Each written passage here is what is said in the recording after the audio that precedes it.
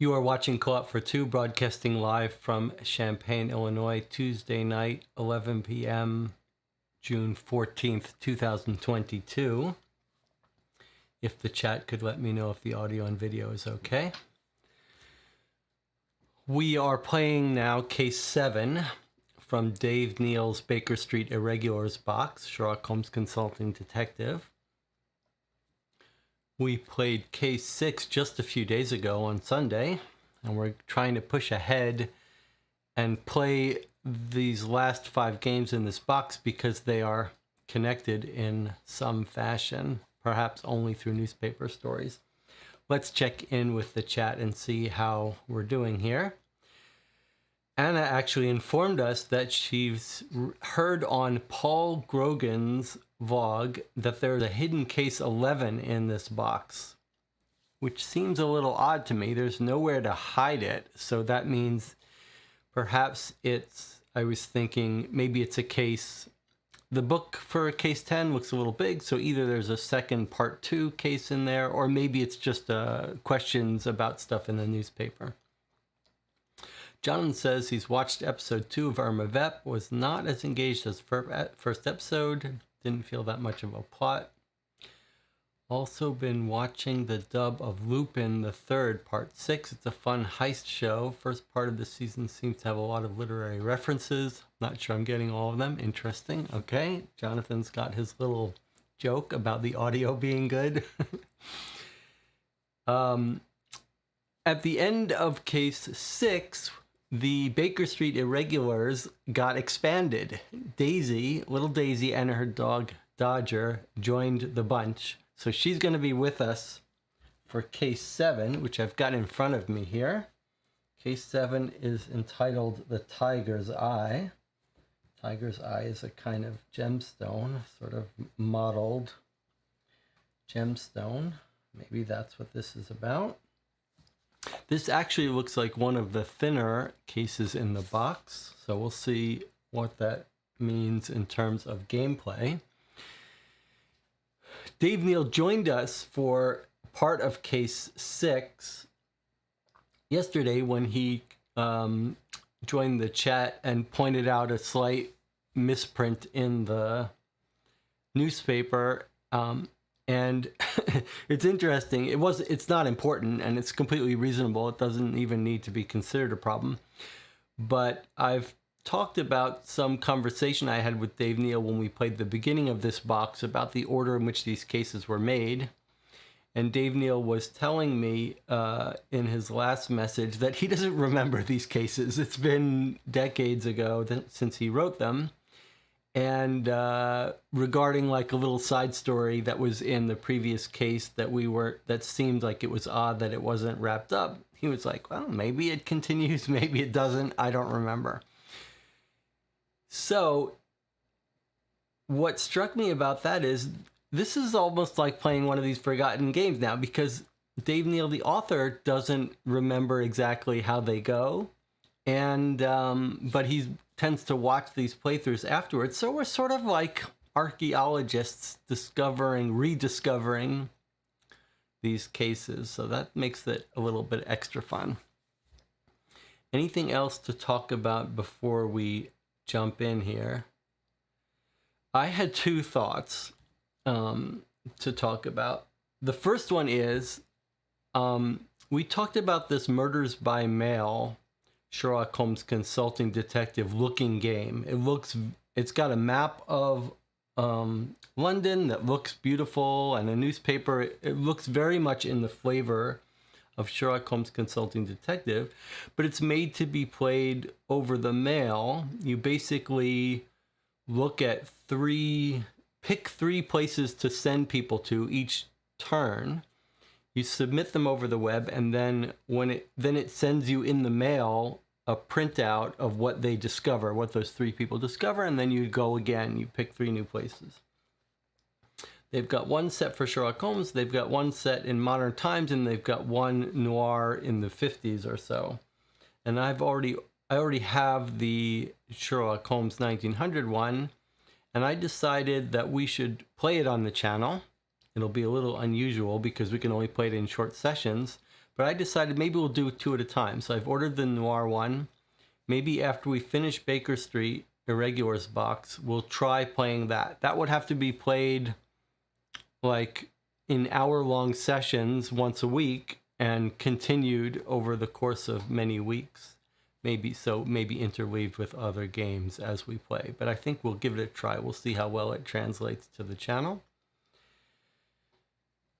The other thought I had was related to when we were solving this code puzzle in the previous game. I was thinking we may need to do something where I put a little countdown clock on the screen, like a 10-minute timer, 15-minute timer, and we all sort of in silence work on a code or a puzzle with the idea of not revealing any, not sharing any answer or not looking at each other's answers or something like that as we go. This was related to my idea that it's much more enjoyable to play these games as a team with Jonathan and Anna and anyone else in the channel. But there are occasional things, and this happens in real life too, when you try to play these games with codes and puzzles with real people in a group. Sometimes it's a little disappointing when someone else in your group figures it out so quickly and you didn't even get a chance to do it. It's one of the reasons I really dislike these real life escape room games, because it feels like 8 people go in there, it's like 4 of your friends and 4 strangers, and everyone's just like in a panicked rush to solve everything. And inevitably it means that there are things getting solved without you even getting a chance to look at them. And I don't enjoy that. And I don't enjoy being around people I don't know either. And I come from a long family of slow, deep thinkers rather than fast thinkers. So anyway, my thought was that maybe I'll set up something with OBS and the control thing here so that if we play a game that has a puzzle, I might set something up where there's a little, I can hit and put a little 10-minute timer on the screen with the understanding that we'll just sit here in silence and work on something sort of independently. And then at the end of that 10 minutes, share our thoughts. And if one person solves it within that time, that's fine. But at least that'll be an opportunity for people who want to try to work on it on their own, which might include me, have a little block of time to do that without someone solving it before we get a chance to think about it. So anyway, that's my idea. We'll look at that in the future. All right, if there's nothing else, Jonathan and Anna say that's a good idea. It's sort of like taking a break, but the camera will still be on me. We'll still be sitting here and we'll just work a little bit in silence. All right. The Tiger's Eye. Are we ready to start reading this and start playing? Let's read the introduction.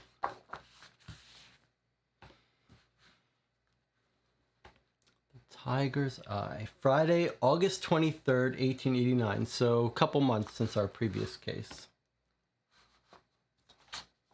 We arrive at 221B in search of a good breakfast and find Holmes and Watson engaged in a game of chess. Sit down, friends, drawls Holmes, moving a knight across the board in a way that brings an expression of bafflement to Watson's face. Really, Holmes, Watson sighs. I don't know if you're being devilishly clever in some way I cannot fathom, or making moves at random to derive pleasure from toying with me. Holmes chuckles. My dear Watson, he says, what in the world makes you think I'm not doing both? At that moment, the bell rings. Could that be a client, Mr. Holmes? Asks Wiggins. I am expecting no one, Holmes replies. But perhaps one has decided to arrive Suddenly, a broad-shouldered man in his late 40s with thinning red hair strides into the room. He's agitated and nervously toys with a dark wooden cane, the head of which bears some kind of crest. Mr. Holmes, he says quickly. Holmes nods. I am Lord Pharaoh, and I require your help. Money is no object. I do not understand. He wipes his brow with a handkerchief, his face red and flustered. Your lordship, says Holmes, take a seat. Perhaps you can tell us what has happened from the beginning. Lord Pharaoh nods and sits down. I am a widower, Mr. Holmes, he says. My wife, Beatrice, died 5 years ago of pneumonia, after 20 years of marriage. Since then, I have not found a woman to take her place, and until recently thought such thing impossible. I met Pauline North at a dance at Claridge's 4 months ago. A charming Englishwoman, a couple of years younger than myself. I do not believe I have ever felt such a strong affection so immediately upon meeting someone. And I knew that this woman could be the next Lady Pharaoh. I began courting her and very quickly fell in love, to the extent that in June I decided to make a grand gesture. Not a marriage proposal. I am not ready for that, and felt Pauline was not ready either. Although there was love between us, there was also a sense of distance that I didn't fully understand, but wanted to try to overcome. I decided I should do something to show her how I felt. He glances around the room, perhaps embarrassed at the sentiment in his words, then continues. So I determined to buy her something worthy of her, and asked my friends and associates if they knew of anything appropriate. My lawyer, Japes, a capable and clever man, told me immediately that he knew of just such an item. He said that 2 weeks before, when he was dining with us, she had spoken to him. Mr. Japes, she had said, I hear you are a man with many contacts in the antiques trade. He responded that this was the case. His area of legal expertise is connected with underwriting and insuring auction houses. Well, she continued, I wonder if you may be able to find something out for me. An item was sold in London 2 years ago. A ruby shot through with a black stripe, set in a necklace of gold. It is known as the tiger's eye. I would like to know where it is now. Over the next few days, Japes made inquiries and discovered the necklace was in India. The next time he saw Pauline, he told her this, and she seemed very saddened by the news. You can imagine how happy I felt on hearing this. Here was exactly the thing I sought. I directed Japes to acquire the necklace at any cost. 2 months later, the necklace was in my hands. This was a few days ago, and I decided to present Pauline with the necklace over dinner at a restaurant Japes himself recommended, Masson Lafitte. So I reserved a private room for Wednesday evening. I placed the necklace in a black box on the table and told her it was a gift she could open at the end of our meal. I saw excitement in her eyes, and she glanced at the box many times. When we finished eating, she opened it. Well, Mr. Holmes, she was surprised, and evidently had no idea that I would have acquired something of such beauty, and probably wondered, I believe, how I even knew that she desired it. I reached forward to place the necklace around her neck, but saw that the emotion of the moment had brought tears to her eyes. I stopped and stood, noticing we had used our napkins. Wait a moment, my dear, I said, and I will fetch tissues for you. Then I will place the tiger's eye on your neck, and you will be the envy of all of London. I stepped into the adjoining washroom, where I collected some tissue and returned. Lord Pharaoh's sense of agitation resumes. And I don't know what to say, Mr. Holmes. I mean, how? Just gone. The necklace had vanished? Not the necklace, Mr. Holmes. Pauline. Holmes raises an eyebrow. I see. And the necklace? Still there. On the table. It is now in the safe at my house. Perhaps she left because she felt the gift was too much. Surely not. If that was the case, why not say so? Why just disappear completely? Did you ask the restaurant staff? I did. They had not seen her. I asked if they had seen any suspicious characters, but they said they had seen nothing unusual. But she could have just walked out. They said they were very busy, so she may have passed unnoticed. But I am unconvinced. And no one has seen her since Wednesday night. Her friends, family? I have never... Oh, no one has seen her since Wednesday night. Her friends or family? I've never met either. She was born and raised in London, but I do not think any members of her family are still living, except for an uncle she has mentioned. Presumably you have an address for her. She resides in a suite at Claridge's, or at least she said that the suite was paid for by her uncle, and I have met her, per her request, in the lobby of the hotel once or twice. But I went there straight after the disappearance, and they said no Pauline North had ever been a guest. They must be lying, but I cannot fathom why. Lord Farrow, do you know of anyone who would wish to hurt you in any way? Farrow pauses a moment and glances at his cane, then shakes his head. Your son? Asks Holmes. What? Cries Lord Farrow. How did you know I thought of my son? You paused before answering, replies Holmes, so evidently someone came to mind. You did not wish to name a friend or family member. The fact that you glanced at your cane, on which is emblazoned your family crest, suggests a family member. You are a widower, but I reasoned any lord who had been married for 20 years may well have fathered an heir to his estate.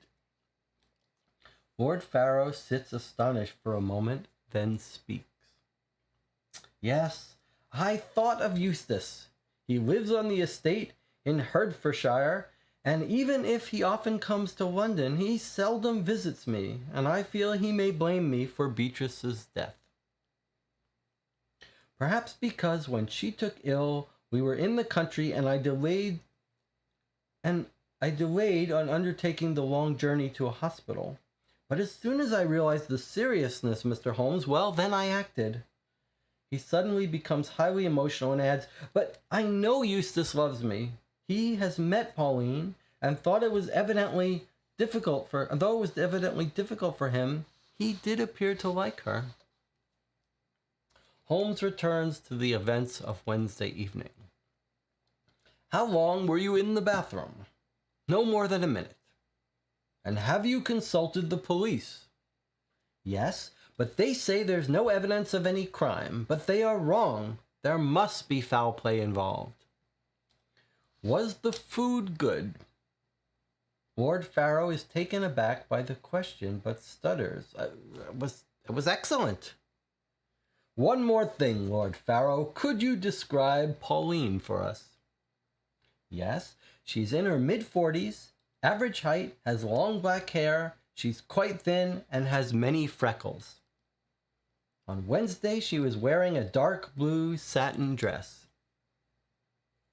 In some ways an interesting problem, says Holmes. Though, much as it may disappoint you, Lord Farrow, we may find that the solution lies in the lady wishing to bring your relationship to an end. However, it would be an unconventional way to achieve such an aim. And why, if that were the case, did she attend dinner and show excitement about the gift? As a first step, I will send my friends here to look into the matter, and we will see how things proceed from there.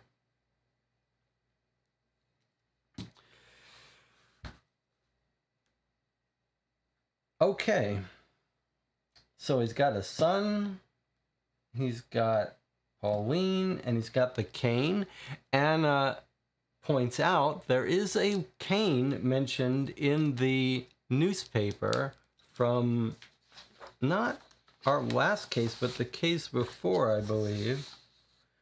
June 3rd, found in Green Park, first day of June, gentleman's cane, black, brass topped, some distinctive engraving, contact 53 times office. Doesn't sound like there's any cane involved, so I don't think that has to do with our case. There's the introduction, an interesting introduction. Holmes is already showing off his skills. It does make me wonder what was Holmes after when he asked if the food was any good. Maybe he's just curious about eating at this restaurant himself. Any early theories about what's going on? Is the necklace from her sister, and she was hoping that the fact that he bought it for her made her realize her sister's dead or something like that? Black hair and freckles. Her natural hair could be strawberry blonde. Why do we care about strawberry blonde hair? Why would we care if her hair is not?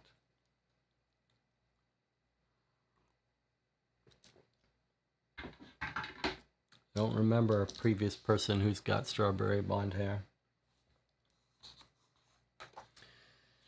So another interesting thing is it's another case where we aren't sort of told where to go. Obviously, we've got her hotel that we want to visit, the restaurant we want to visit. Maybe we should start taking notes here. So from the intro, let's make our notes. Things we want to check out from the intro. Let's write down, we've got our restaurant, Maison Lafitte. Does that have a... Seems like something we should know. Maison is a common word in French, but I don't know what it is. Is it restaurant? Maison Lafitte. Does that have a meaning that someone can give us?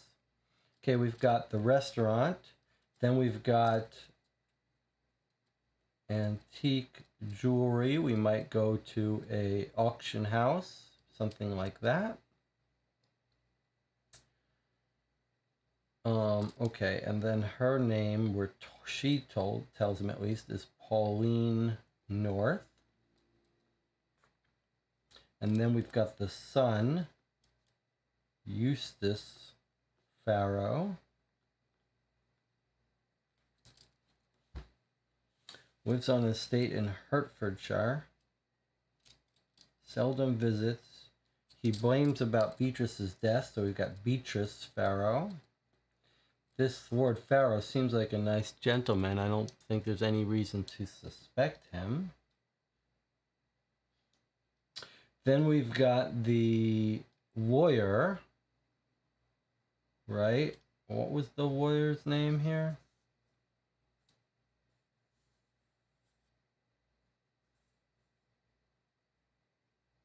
Japes. Where? This is the ex-wife, the son. Okay, there was the lawyer who got it for him, or recommended that he get it. Surely this cost thousands of dollars to get this jewelry. Okay, and then where was she staying at the Claridge? She claims she was staying at the Claridge Hotel. But they say no. Alright, so that's what I've got on her. And this is all August. Let's see, does he say when this happened? He met her 4 months ago. We're told he met Pauline 4 months ago, which would have been what? March, April, May, June. Which would have been April.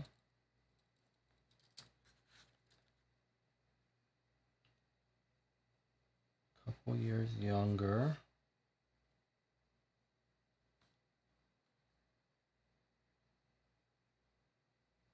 Money is no object. She's obviously not in this for the money. She didn't take the... Anna says, Pauline looks like a fake, no family, no real address. This lawyer Japes is involved somewhere. Told, well, you know, I had a similar thing that it felt like Japes and Pauline might be in on this together, but what possible motive would she have for disappearing? I mean, if you want money, this guy's got it, and he's ready to fall in love with you. So, but it did sound a little weird with Japes saying she mentioned it to him, etc.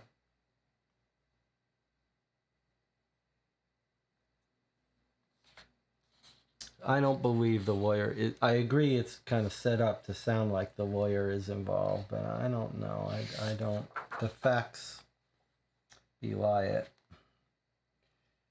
Okay, let's see.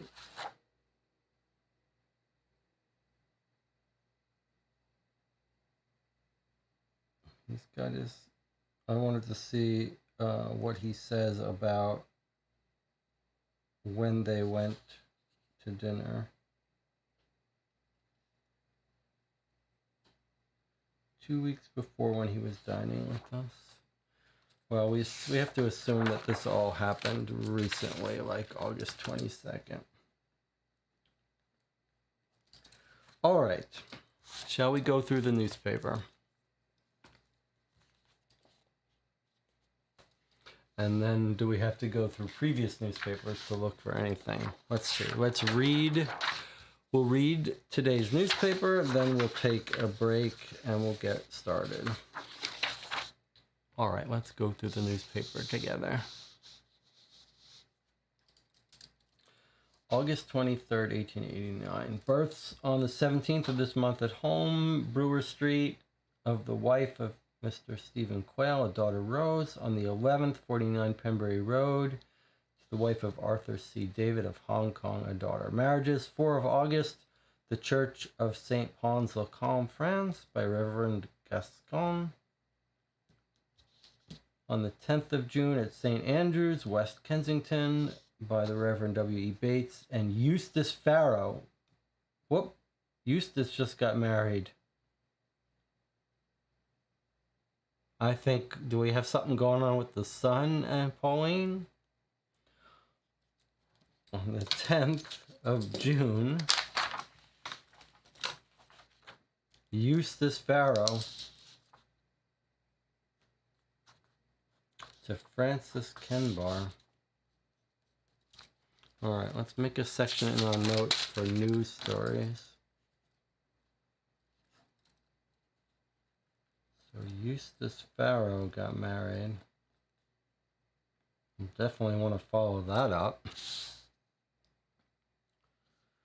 Deaths on the 19th, Eric Pent, resident butler to B. Stepley, 63 years old. 21st of this month, at her home in London, Miss Lillian Justy, age 23.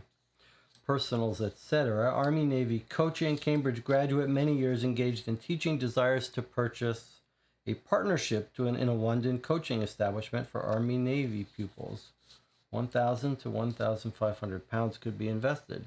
To the broad-shouldered man with the excellent mustache and black umbrella who waited at the corner of Mortimer and Great Portland Street for an hour on Wednesday, I took the liberty of painting you, and it would be a pleasure to show you the results. Call me at 85 Great Portland Street, Northwest. We are told that our guy, Lord Farrow, is broad-shouldered.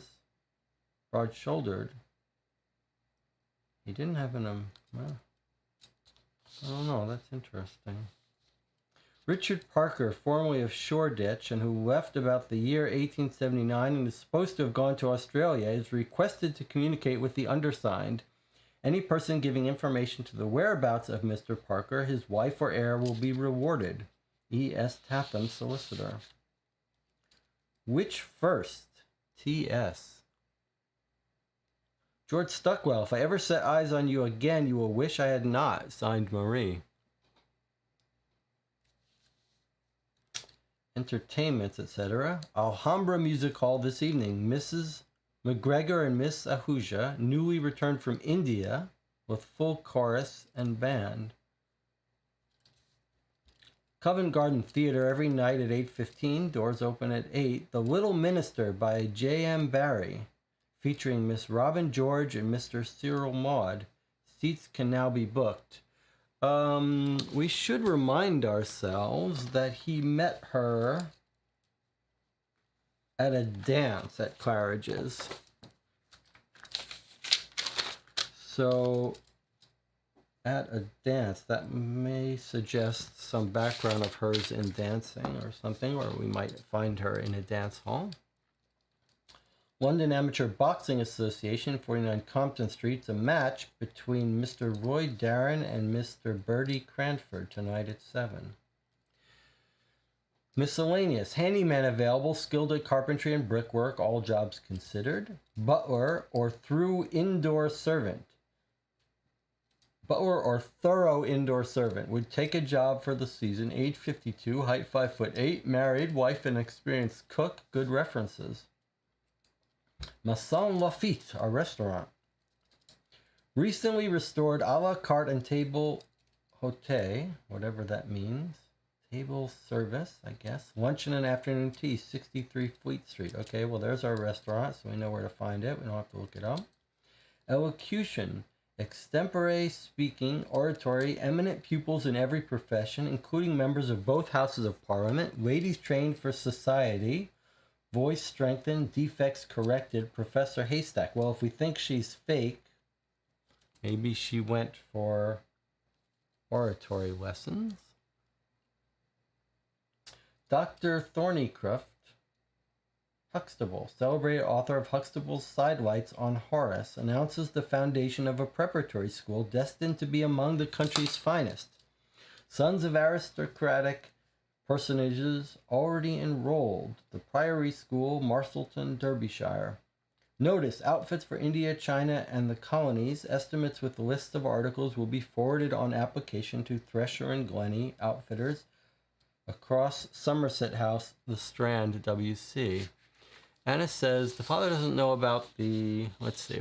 Pauline is the dad's age, so I doubt she is romantically involved with the son. Oh, the father doesn't know about his son's marriage. He said Pauline was a few years younger. John says, I think he said she was 40. Let's see.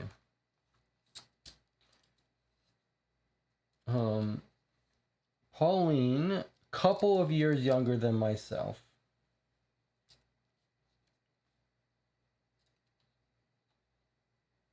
And he's described as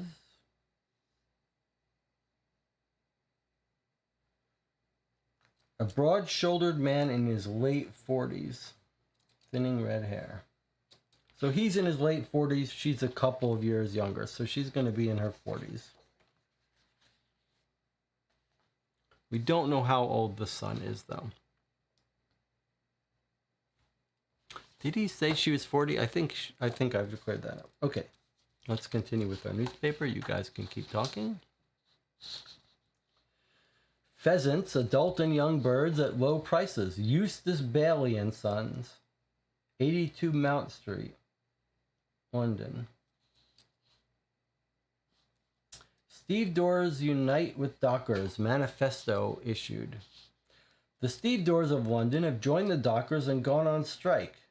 We've seen stevedores in a previous case, and I didn't know what it meant. I think we need to understand what that term means. Stevedores. Stevedores.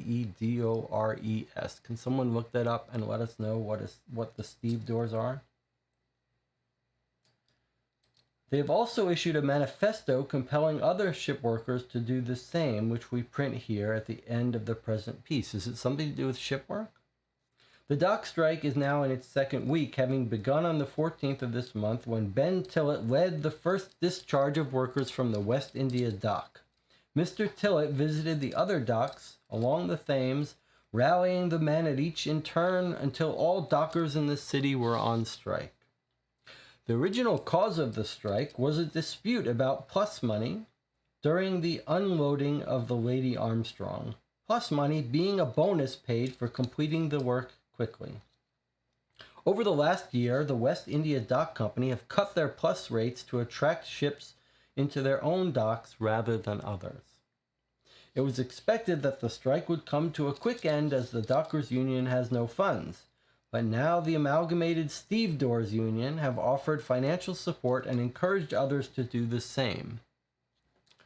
Reza says, a stevedore is a person employed or contractor engaged at a dock to load and unload cargo from ships. Okay, so that's what a stevedore is. It's the people who load and unload ships at docks. The Stevedores Union has issued the following manifesto to the trade unionists and people of London, London Union of Stevedores. Friends and fellow workmen, the dock laborers are on strike and asking for an advance in wages, 6D per hour daytime and 8D per hour overtime.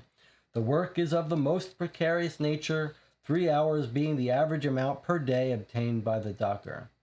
We, the Union of Stevedores of London, knowing the condition of the dock laborers, have determined to support their movement by every lawful means in our power. We now appeal to members of all trade unions for joint action with us, and especially those whose work is in connection with shipping, engineers and fitters, boiler makers, ships, carpenters, etc., and also the coal heavers, ballast men, and lightermen. We also appeal to the public at large for contributions and support on behalf of the dock laborers. Jewelry exhibition, that could be relevant for us, yeah.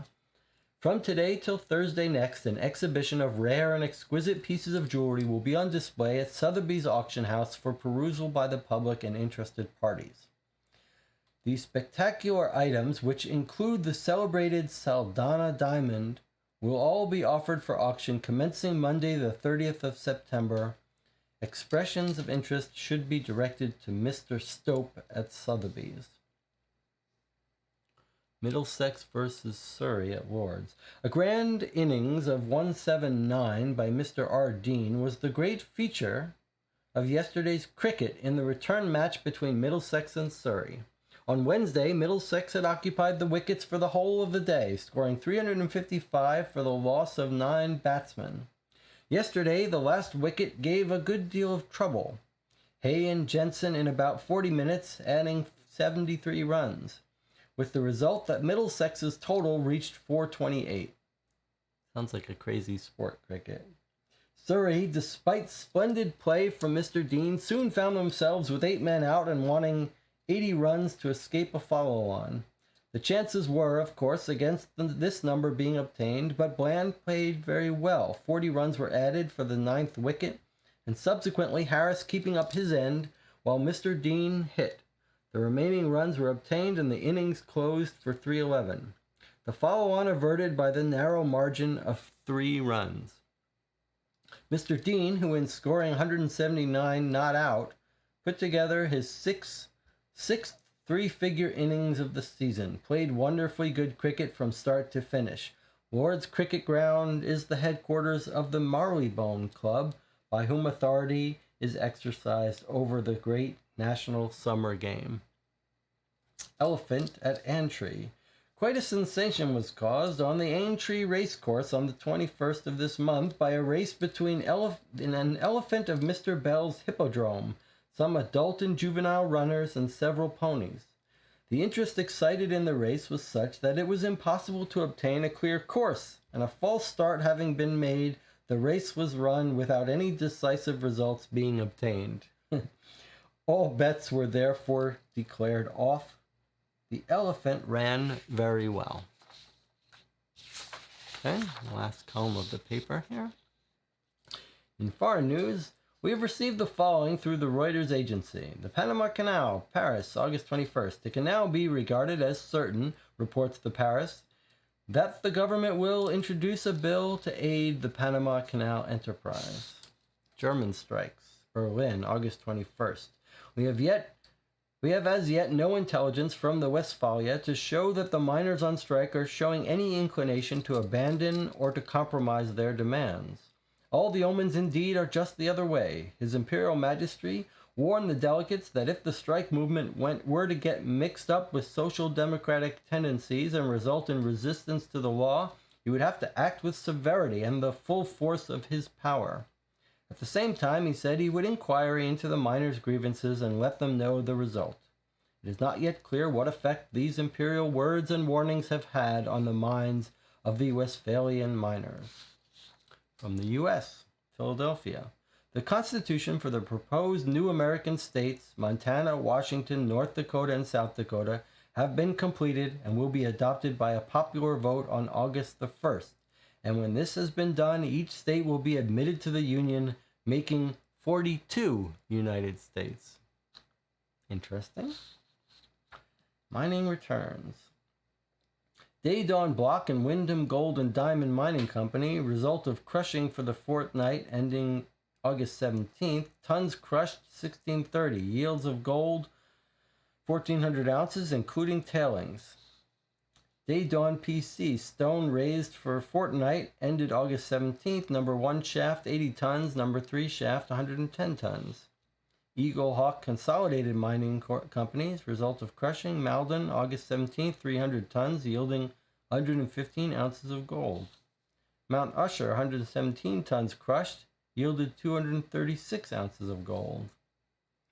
New Australian Broken Hill, 2 tons, entertaining 4,000 ounces of silver. Okay, just results of mining. To the editor of the Times. Sir, it may interest Mr. R. Baltram, whose letter you printed on 14 of August, to know that a very amusing occupation for little hands, and sometimes larger ones, is the making of a mosaic table. Buy one of the cheap little pine tables intended for enameling and cover the top, a portion at a time, with a layer of plaster of Paris, on which, while fresh pieces of chips are embedded like a mosaic. All your own pretty broken china may be utilized in this way, the secret of success being in the careful fitting of the pieces. Many very pretty veranda or summer house tables are thus made, with the occupation usually proves fascinating to children on rainy mornings. I hope Mr. Baltram finds this of use. J. Palmer. Here's another letter to the editor of the Times. Sir, I feel it is time to draw attention to the difficulty in which employers can find themselves placed by the increasing demand for holidays. Already we have bank holidays, weekends, and other items of rest which are fast becoming the rule rather than the exception. And I wonder if St. George's Day, the day of England's patron, will soon be added to this list.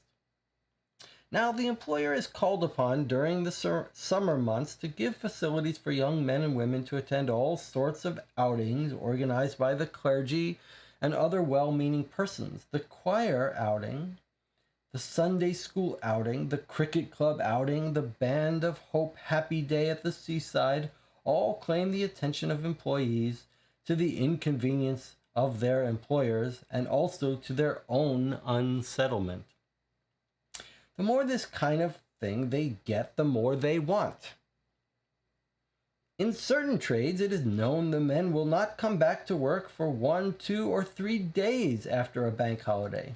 They get no pay for these days, of course, but the fact that they can take them is a significant comment on the regular agitation such men make for higher pay, as in the current case of the dock strikes. The demand for holidays is a growing evil, and it would be worthwhile for the organizers of excursions and outings to pause and consider whether they really are promoting the greatest good of the greatest number. Your obedient servant, Geoffrey R. Gunnethry. So typical businessmen don't like all these breaks. All right, well, not much jumping out in this paper. The marriage of the son, the restaurant opening, the jewelry exhibition. They might know a little bit about our piece of jewelry if we want to track down what, I mean, I didn't even write that down, but obviously this piece of jewelry seems like it could be important. Tiger's eye necklace. All right. Anything in the previous papers we could skim or skim on break, but anything jump out as being interesting to us, relevant to our case? Remembering, of course, that this happened, the previous paper is 2 months ago, but they were dating in that period.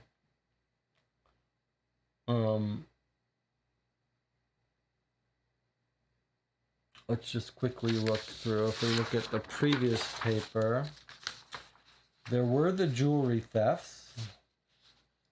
No sign that this piece of jewelry was involved in the jewelry theft. And we know who the actual theft of the jewelry was, so that's kind of got wrapped up. Marriages.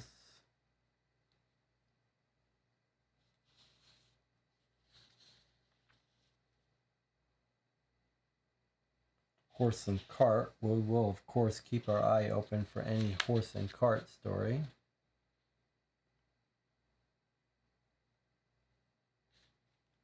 I don't remember any mention of Ward Farrow in previous cases, or any Pauline North.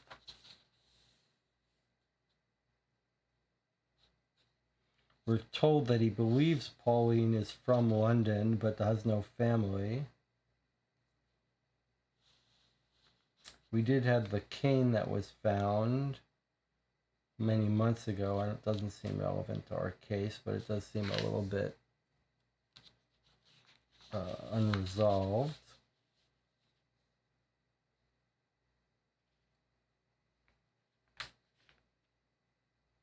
Nothing jumps out at me from the previous papers as being relevant for us. And it says there were a few items related to India, but I don't know if they're relevant. Banned from India, I guess, yes, there was the ban from India. We did mark that, but maybe we should mark it again, given that she likes dancing and the jewelry was in India.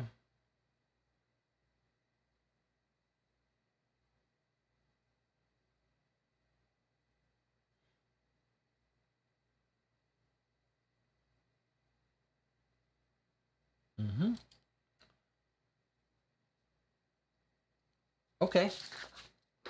Well, let's take our 8-minute break. If you remember, these games you can only play once before you hear the story. So if you're interested in playing this game, and I do highly recommend this box, you could stop watching now, get the game, play it, and then you could come back and watch how we solve it afterwards. We'll take an 8-minute break. We'll come back and we will jump into this case.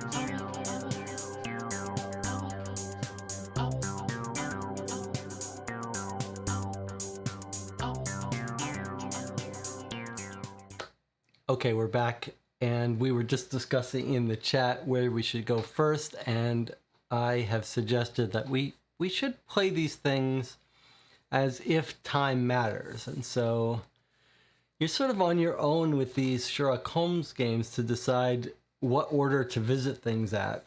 And I like to play them as if time mattered, and that means maybe going to the witnesses first. So I think Yes, let's go to the scene of the crime before the witnesses forget anything. Let's go to the restaurant and see if anyone noticed anything, although probably she just walked up, got up, and left. We know she was very emotional when she saw this thing. So let's do our stuff. So they ate at the Maison Lafitte, which we're told in the newspaper where it is. Maison Lafitte, recently restored, 63 Fleet Street EC. So 63 EC. Let's mark it on our thing. Where is 63 EC?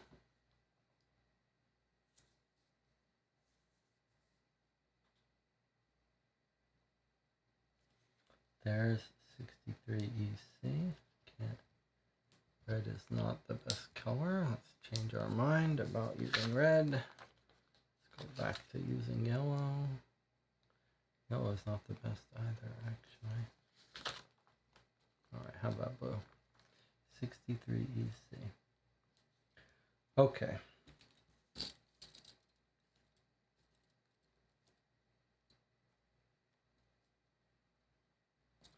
$63 is the restaurant.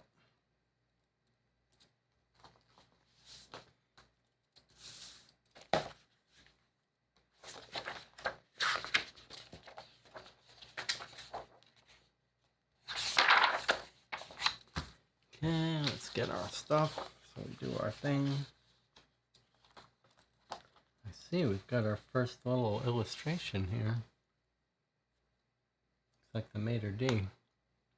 Maitre d'. The maitre d' at Maison Lafitte greets us with an apprehensive smile. We evidently do not represent the standard clientele he's used to. Can I be of assistance? He asks. We are conducting an important investigation, says Wiggins, and would like to ask you some questions and have a look around the restaurant. The man's eyes narrow. I'm afraid I cannot grant requests of that nature, too. He studied us for a moment, and with evident disdain, to people who just wander in. Very well, responds Wiggins, turning back towards the door. Come on, boys, let's go and tell Inspector Lestrade he'll need to come down here himself. Inspector, exclaims the maitre d', is this a police matter? Oh, yes, lies Wiggins. A woman has gone missing, and she was seen in your restaurant, so we need to make an initial report to the inspector. But if you would rather he came...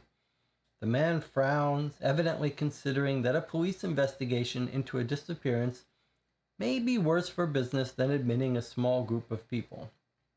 No, he says, I will show you around. What questions do you have? Thanks, Governor.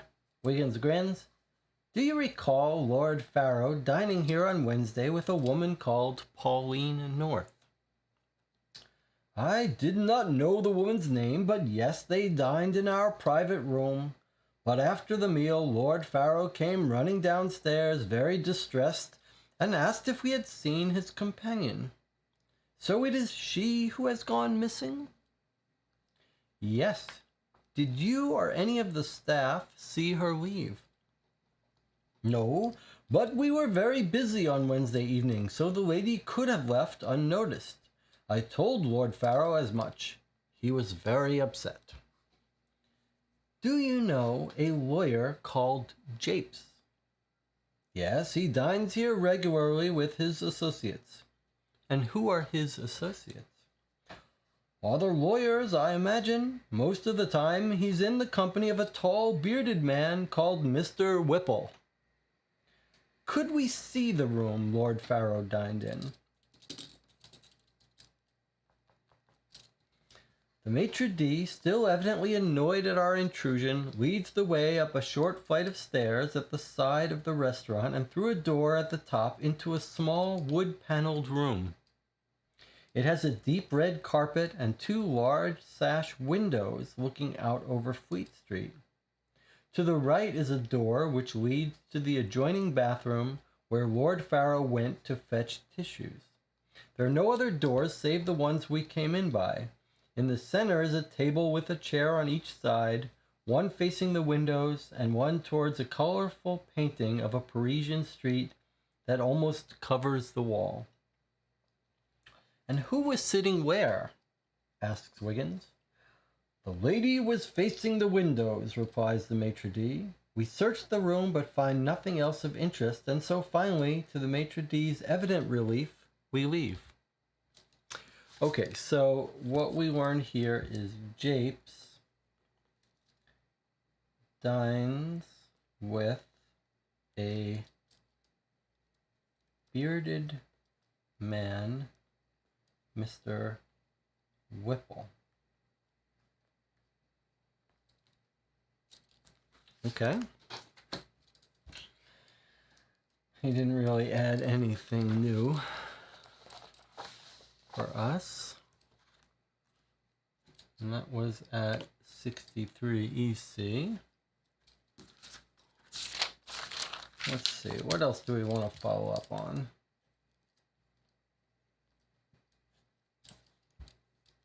Let's go to the hotel where she claims to be living.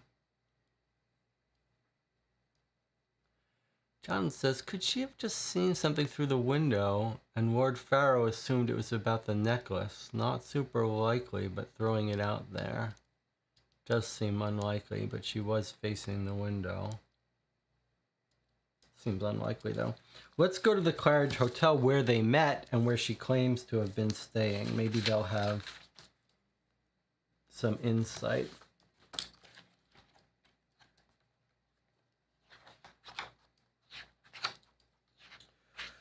Hotels, the Claridge is 30 Northwest.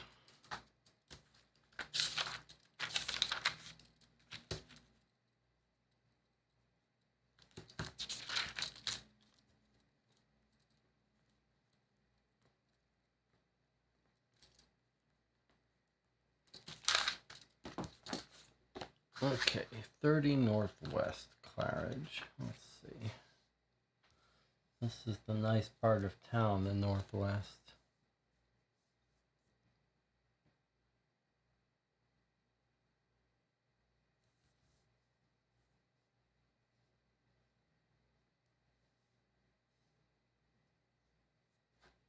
There's the Claridge Hotel. Okay.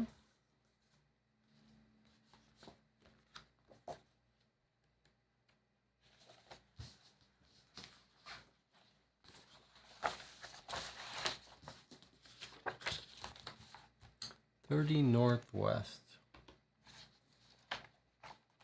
The clerk at Claridge's denies that a Pauline North has ever stayed there and then adds, "This is an eminent establishment. Our guests include lords, high-ranking politicians, and, as I am sure you have heard, empresses and queens. We cannot give out details of our guests to any random group of ruffians off the street." Wiggins adopts a serious manner and says we are working on behalf of Sherlock Holmes, who is leading the investigation. When that doesn't work, he moves on to mention Lestrade, Gregson, and Mycroft, and we feel he's just about to name the Prime Minister when the clerk demands firmly that we leave. Frustrated, we decide to watch the hotel for a couple of hours for any signs of suspicious activity. But during that time, we see nothing noteworthy, and no one matching Pauline North's description enters or leaves. Okay, so Pauline North, nothing. You do get the feeling that she was not actually staying at that hotel and was just using it to show up and was trying to meet our guy. Why would she be trying to meet our guy? Just for the money and the ability to get this? I feel like she was... Okay, yeah, you guys think that she was set up by the lawyer. Doesn't make sense, though, that she would leave without the jewels, though. Any other witnesses we want to track down? I mean, we should talk to Japes. We should try to talk to the son.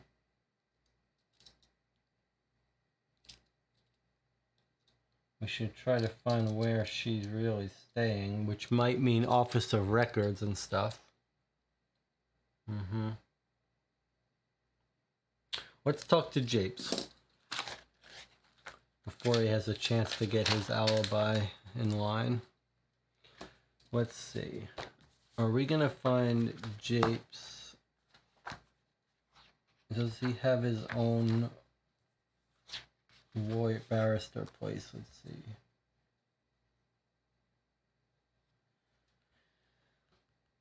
He's not under barristers. What about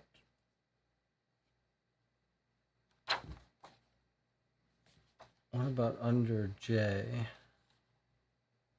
Japes, William Japes, 77 EC. Does that seem like it might be him? 77 EC. Japes. Japes, William Japes.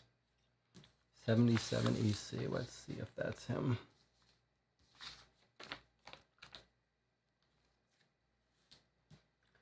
$77 EC.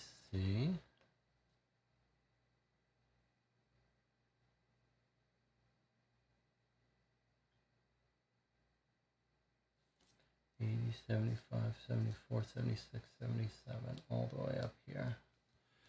Okay. Just assuming that this is going to be his place. Okay. Number 77 is a large house, and through the downstairs window we can see a vast room lined with bookshelves. A young, sprightly butler answers the door and informs us that the solicitor William Japes is at his office at 39 Aldersgate, EC. 39 EC is where Japes lives. Works. Okay. 39 EC.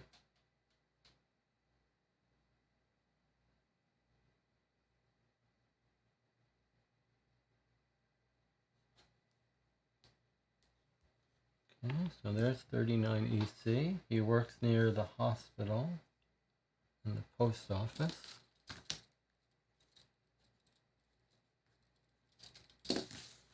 Okay.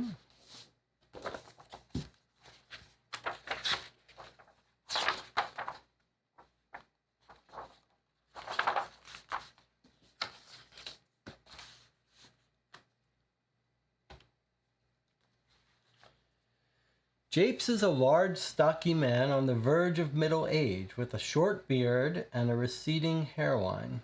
Lord Farrow has told him we will call, and he welcomes us into his office and offers us brandy.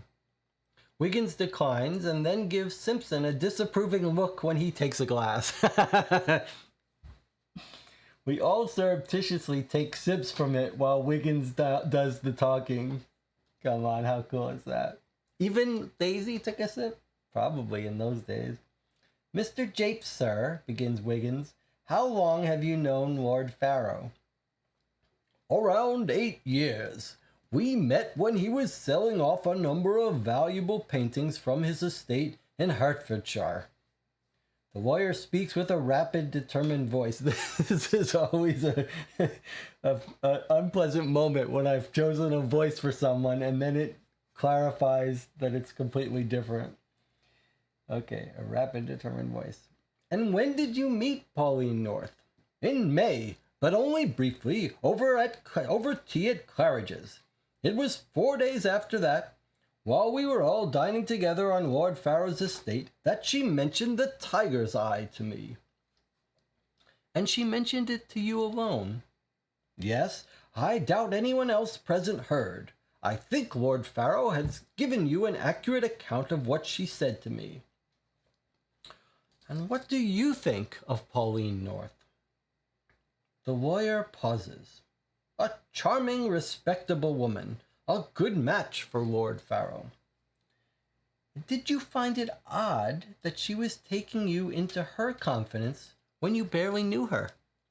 No, she wasn't really taking me into her confidence. She had heard about my contacts in the auction world and she wanted to track down a necklace. That is all. I was happy to help as Lord Pharaoh is a good friend of mine. I looked into the matter and found that the necklace was sold at Christie's on 9th July 1887, and the buyer had since moved to India. And how did Pauline react when you told her the tiger's eye was in India? Japes leans back in his chair and thinks for a moment. Well, she gave a long sigh, sat back and closed her eyes. I remember because it struck me, you see, how sad she seemed that it was so far away. And then, on Lord Pharaoh's instruction, you organized the purchase of the necklace. Yes, I sent a man to India to negotiate with the owner, the Spanish man Pedro Estalias, who was persuaded to part with the necklace for a fairly large sum. And do you know the necklace you acquired was the genuine article? Japes laughs heartily. Ha! The first hint of warmth we have seen in him. Of course! I'm a senior partner in a law firm specializing in the legalities of the auction trade. I would not purchase anything of such value without establishing its authenticity beyond doubt. He stands and shakes our hands. I hope you can clear up this matter quickly, he says. All right, so he tells us the same story. He's known Lord Pharaoh for 8 years.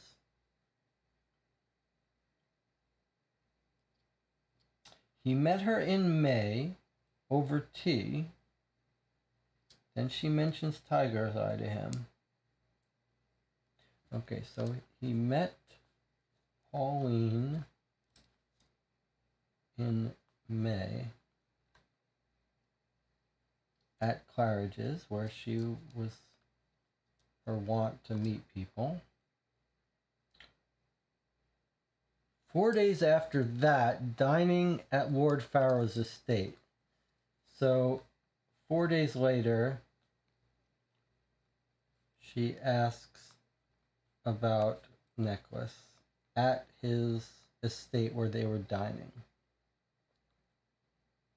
She thinks it's a good match for him. Okay, so here's the provenance of the necklace. Necklace sold at Christie's, which we'll definitely want to visit, July 9, 1887. So 2 years ago, because we're now in 1889. And the buyer is Pedro Estalias, who moved to India. When we told her it's India, she got very sad how far away it was.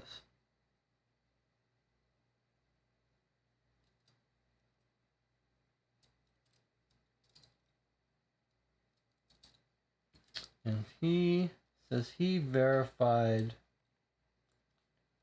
authenticity. And he would have the background to be able to verify it. All right.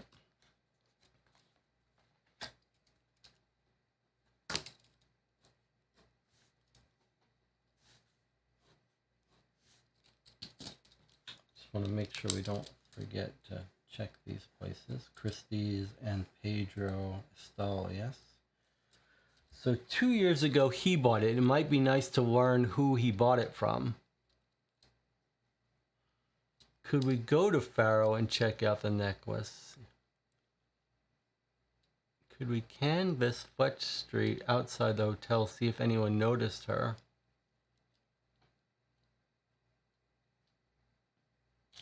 I'm not against doing those things.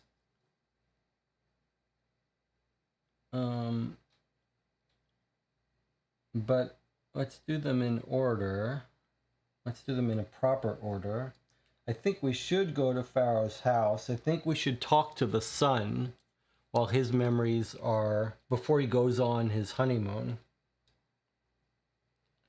And I definitely want to talk to Christie's about the previous owner of this. I think if we can track down the history of this necklace, it might help us out.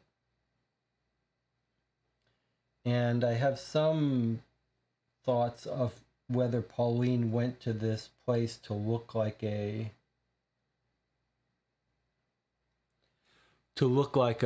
royalty, that thing. Also, I think we should consider Pauline had to be living somewhere.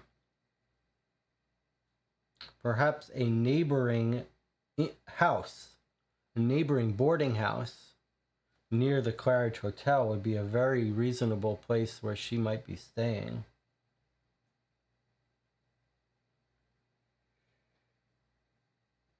Sticking with our theory of visiting witnesses before their memories dim, though, I think we should talk to the son who blames Lord Pharaoh for his mother dying, possibly. Let's see. So if we look at the newspaper, at Andrew's church, Eustace Pharaoh to Francis Kenbar. So let's go to the church and see if we can track down Pharaoh. Anna says, I couldn't find Lord Pharaoh in the directory, I assume you're saying. Well, there's a Randall Pharaoh. Is that Lord Pharaoh? 63 East. Oh, 63 East. So East is off the map. All right, let's try to visit the place where the son got married in case that can help us track down the son. I want to find him before he goes on... St. Andrew's Church, West Kensington. Does that mean... That means there is no St. Andrew's Church, right? I think we tried this before. I see. We can't visit that church. It's not in London. What about Francis Kenbar? I wonder if we can find her.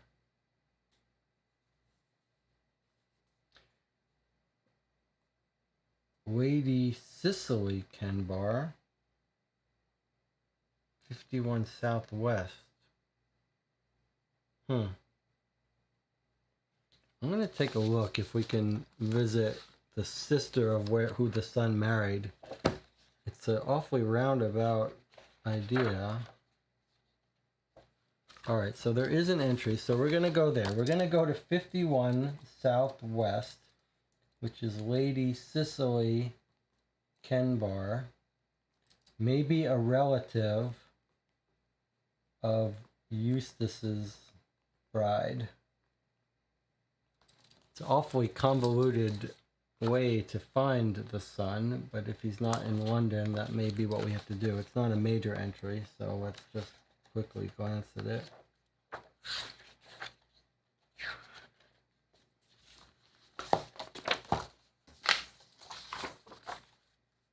"51 Southwest." Boy, there's a lot to hide here.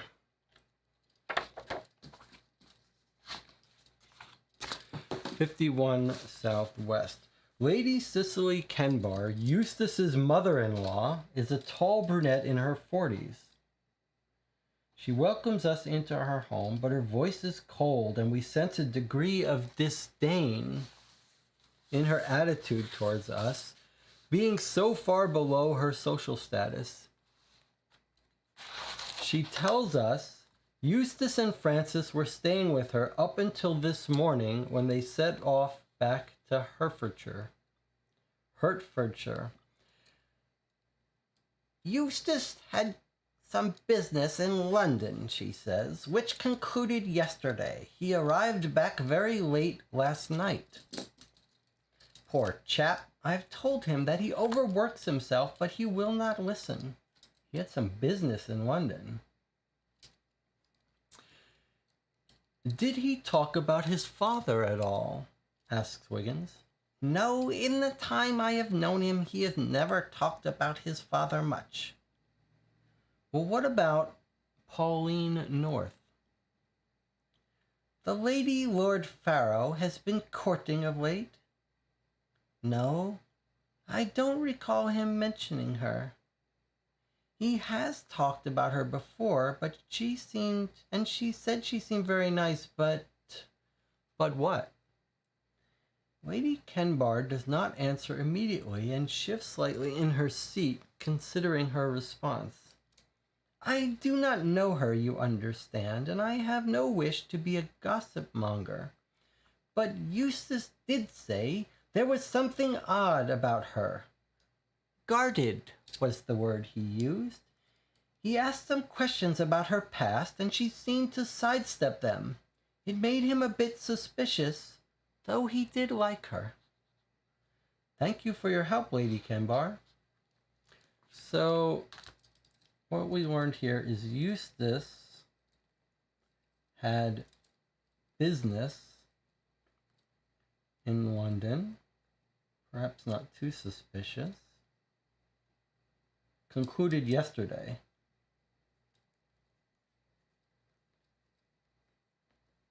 He works hard.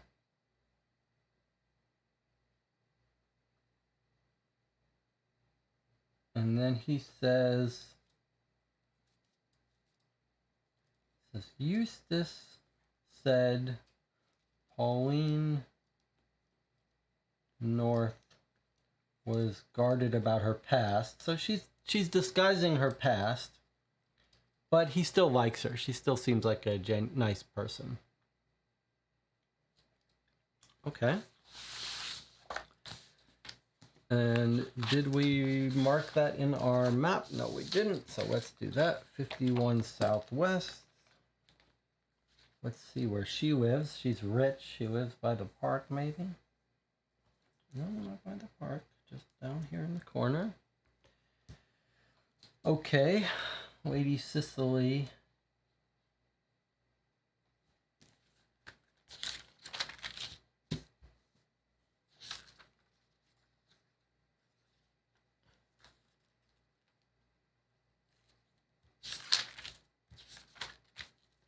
Well, we got plenty of other places to go. I'm kind of interested in the House of Records to see if we can't find Pauline North. We talked to Japes. We could talk to Japes' friend, Mr. Whipple, to see if he can tell us anything about Mr. Japes.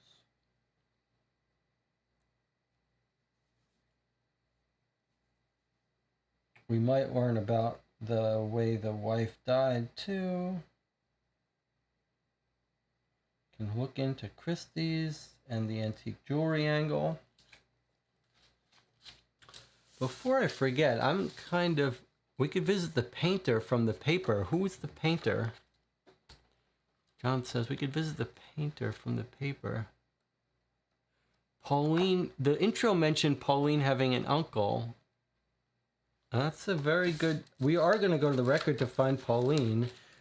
It's a good point for me to write down, because I did not write down that Pauline has an uncle. And that does seem like it could be important for us. We could look up north to see if there's any record of any other Norths. There is an E North. Makes sense that we would visit there, yeah, just to confirm that there's no relation. I don't believe this is going to be north, but let's knock on this north, 71 Northwest.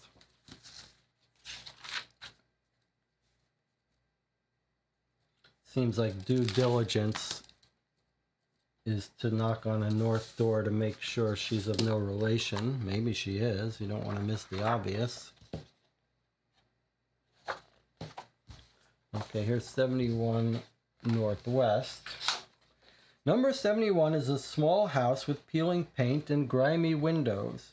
The tiny front garden is well tended, and one border is filled with freshly planted tulips. Our numerous knocks on the door elicit no answer. Okay, that could be where she lives, or it could be just a red herring. It's an E north. Let's mark it. Mark it on our... No one is home.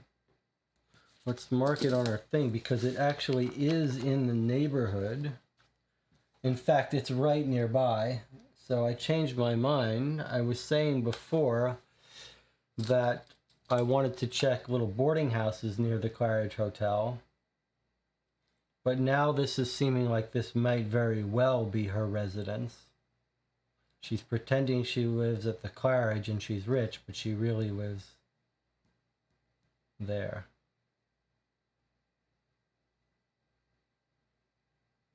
Makes sense. Yeah.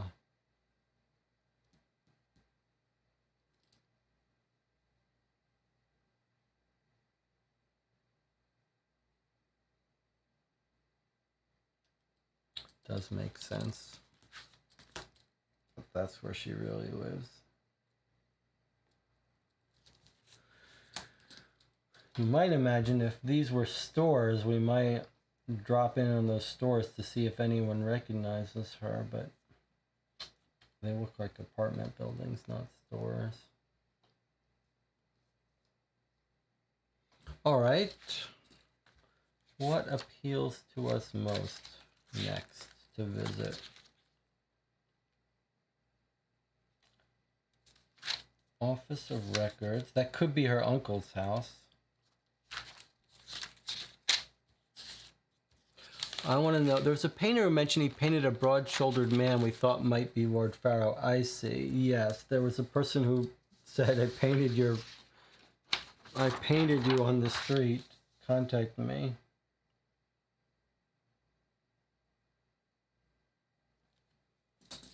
To the broad-shouldered man with the excellent mustache and black umbrella who waited at the corner of Mortimer and Great Portland. Let's see if we can find Mortimer and Great Portland. This guy's at 85 Portland Street Northwest. So this actually is here. It is actually near our area, so maybe worth checking down. All right, let's try it. Let's go to 85 Northwest.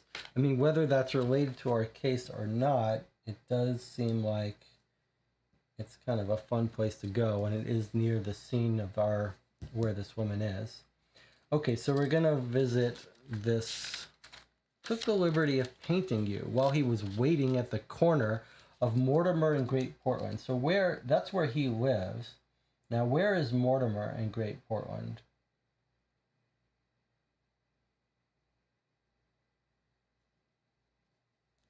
Right here, right next to his house, right in this corner here. So we don't know why our guy would be here waiting, but let's go there just to see.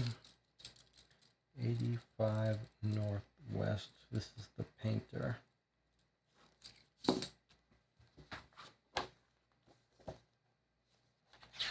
Okay, there's no entry for 85 Northwest.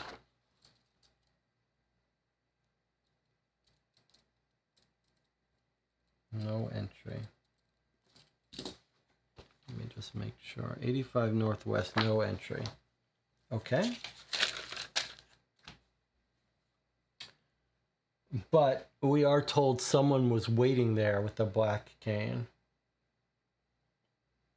for an hour on Wednesday. I mean, that is actually quite specific. He was waiting for an hour.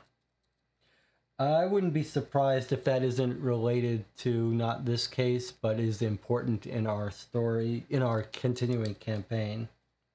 So let's just write it down here. Waiting on Wednesday, an hour.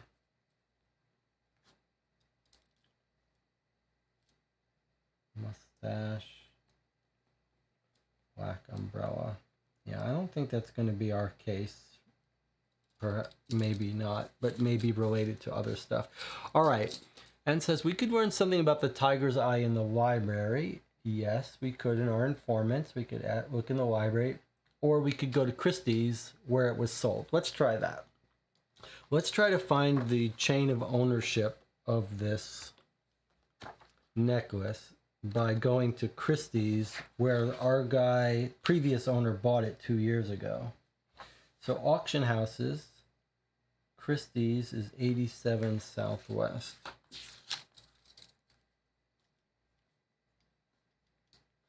We were told that the current owner that we bought it from bought it at Christie's. 87 Southwest.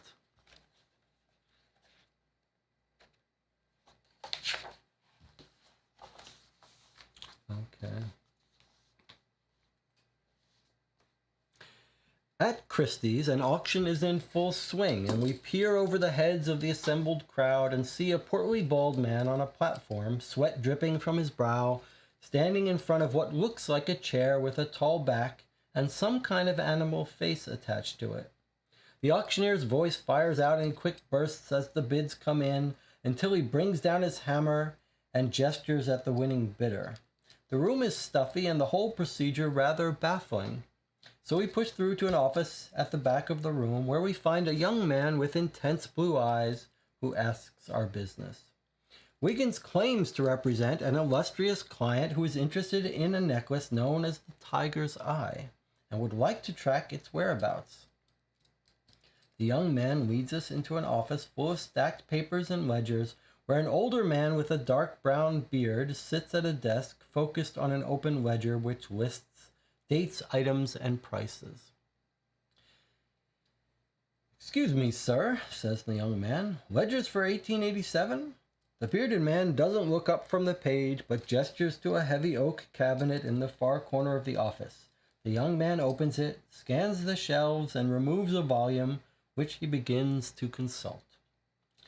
"Yes, here it is. Sold to Pedro Estalias on 9th of June, 1887. Seller, the Heisler Estate. I remember now. I had only just started working here. It was shortly after Baron Heisler's murder." You probably remember it was in all the newspapers and was the talk of all London. Wiggins rubs his chin thoughtfully. "I see. And do you remember anything else about the sale?" "Only that I think the Heisler's house and lands were also sold soon after. But mainly I just remember the murder. It's the sort of thing that sticks in the mind." "Of course," nods Wiggins. We thank the young man and make our way out. Circle the letter H for Heisler. Case 7, we're circling the H. So let's write down that we know Tiger's Eye sold from the Heisler estate July 9, 1887, and we're told Baron Heisler murdered famously. I'll just put in papers, etc.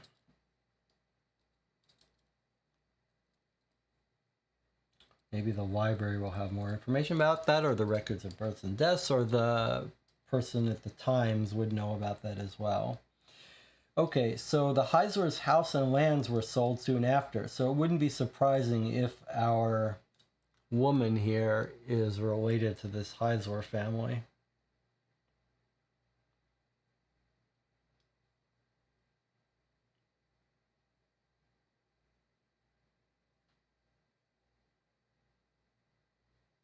Baron Heisler's murder. Okay.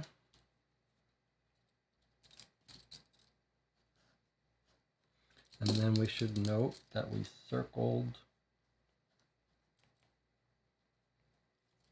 the H. Okay, so that was a pretty big lead, which we knew it would be. Let's make sure we mark where we just went. 87 Southwest. It might be an interesting idea to have a system Right now, our system for marking these locations is just to use a single color. You could see how a useful idea, though, might be to use colors on locations that gave you good information that would make it easier to travel back. 84, 97, 86, 87. So there's Christie's.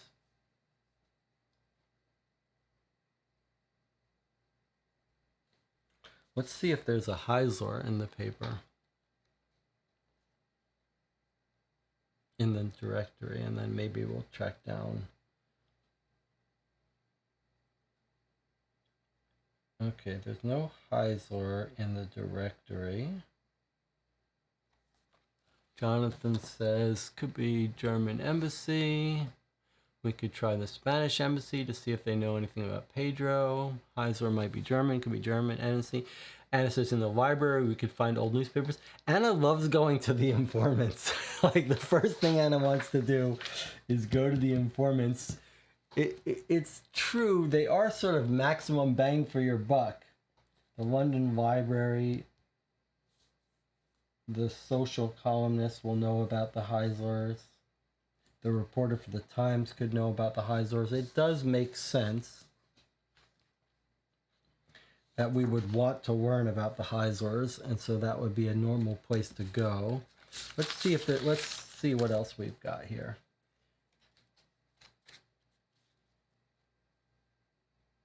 I don't feel like the current owner is of any use to us. The previous owner, Pedro, who's living in India. I just don't feel like he has any connection to our story. But the Heisler for sure. So I do think we should follow through with the Heislers. And to follow through with the Heisler means going to our informant and the records department. So Times, library, births and deaths. Let's go to births and deaths first. See if we can't find the Heisler had a daughter named Pauline, perhaps. And let me remind myself, was there anything else in the paper? There was the dancers from India. I don't think those are going to be relevant for us. There's the elocution. I do think, oh, that's in Bayswater. That's not relevant to us. And then there's a jewelry exhibition at Sotheby's. We might go to Sotheby's for just more background on jewelry, but probably not relevant. All right, so I think I'd like to go to the births and deaths records office, which I guess that's also one of our people. So we've got 3 people to go to. Times, births and deaths, and the social columnist. We could also go to the cabs to see if anyone remembers her getting in a cab from outside the hotel. And it says Heisler sounds German, so German embassy could be a good idea. All right, let's start with births and deaths, and then we'll make our way through tracking down Heisler however we need to. So first stop, 17 WC. Let's find it here.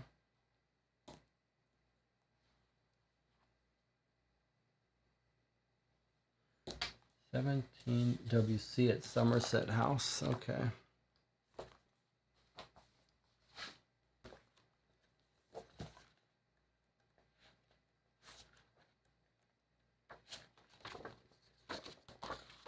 Suppose I should mark it properly. All right, we're going to 17 WC, Somerset.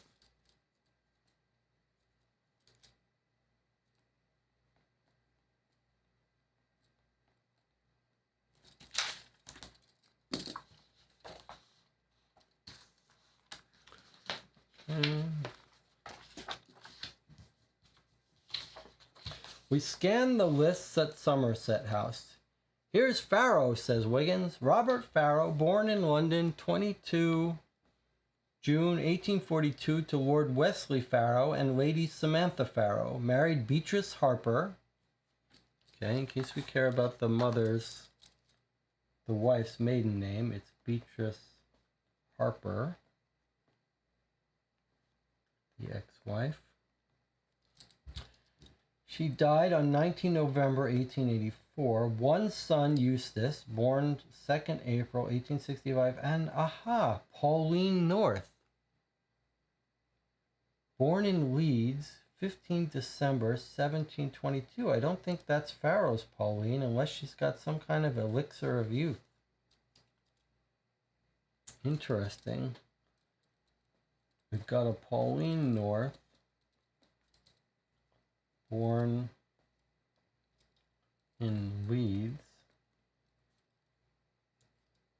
December 15, 1722. So she's what, 100, and she would be 160 years old. 160 years ago. Could be great-grandmother of our Pauline, or grandmother of our Pauline. Interesting. Or could be total red herring. We've also got Lord Farrow's name is Robert Farrow.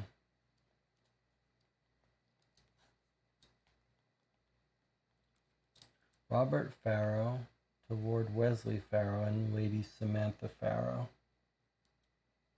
Eustace, born 1865. So, son is 23 years old.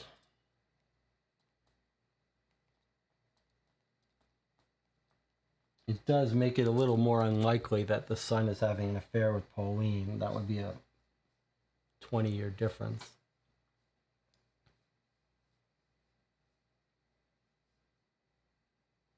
All right. Next up, let's go to the library, see if we can't find... Let's go to Anna's favorite place, the library. See if we can't find more information about the Heislers. So 5 Southwest.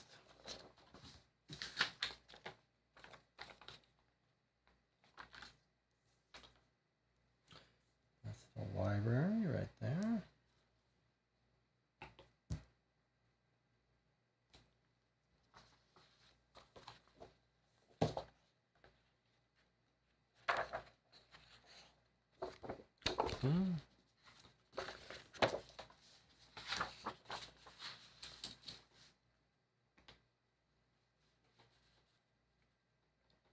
We locate a number of books on jewelry and precious stones and find the following information.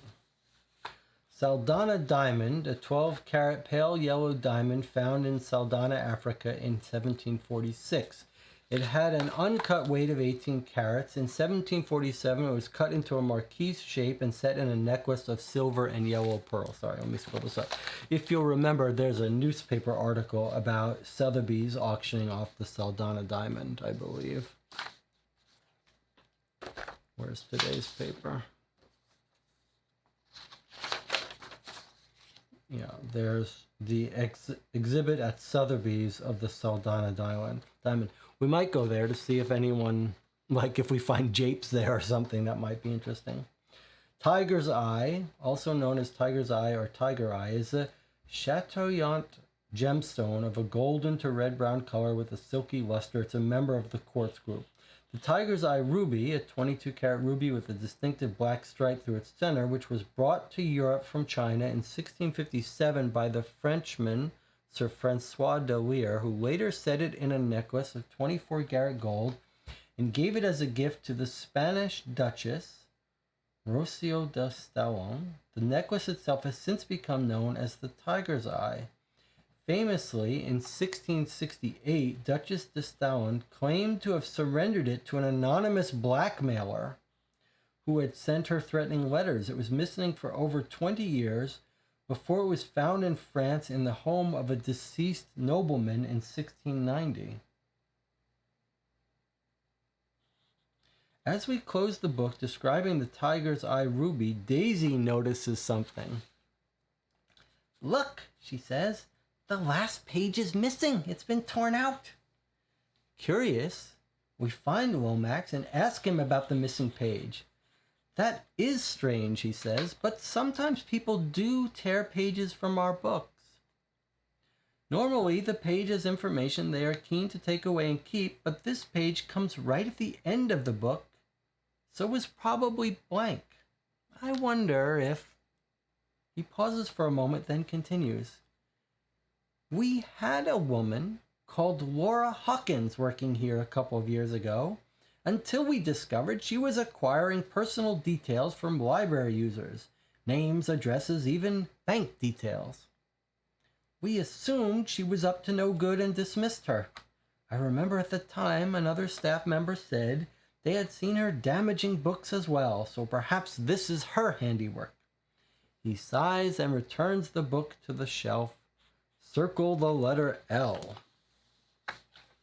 Very interesting. All right, well, let's do what we're told to do. We're going to circle the letter L. We're going to mark in our thing. So we've got the tiger eye ruby history. Now, and we learned about there's a missing page. Lomax thinks it was probably blank. Meaning what? Maybe they wrote on it? That seems unlikely that you would write on a blank page in a book and tear it out.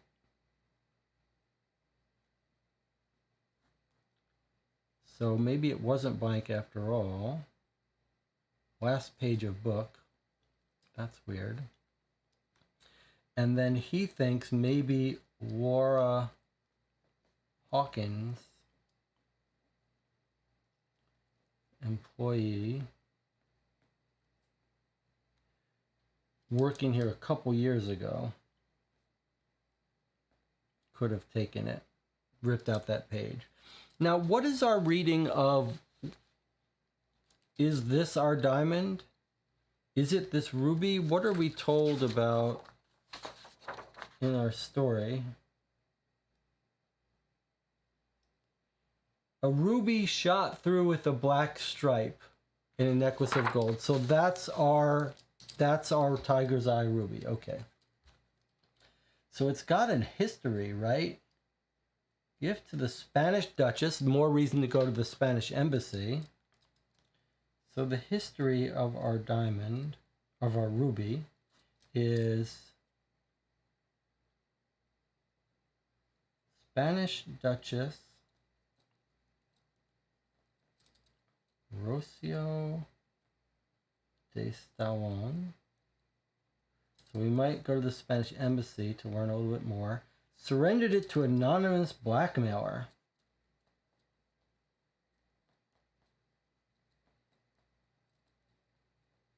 That's an interesting twist.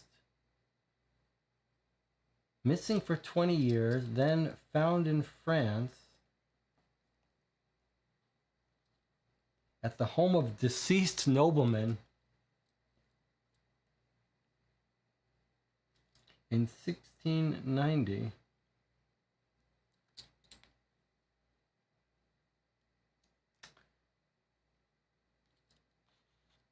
The last page is missing.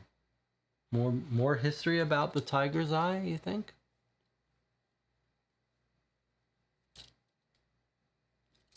And then it says circle. What did we circle? L.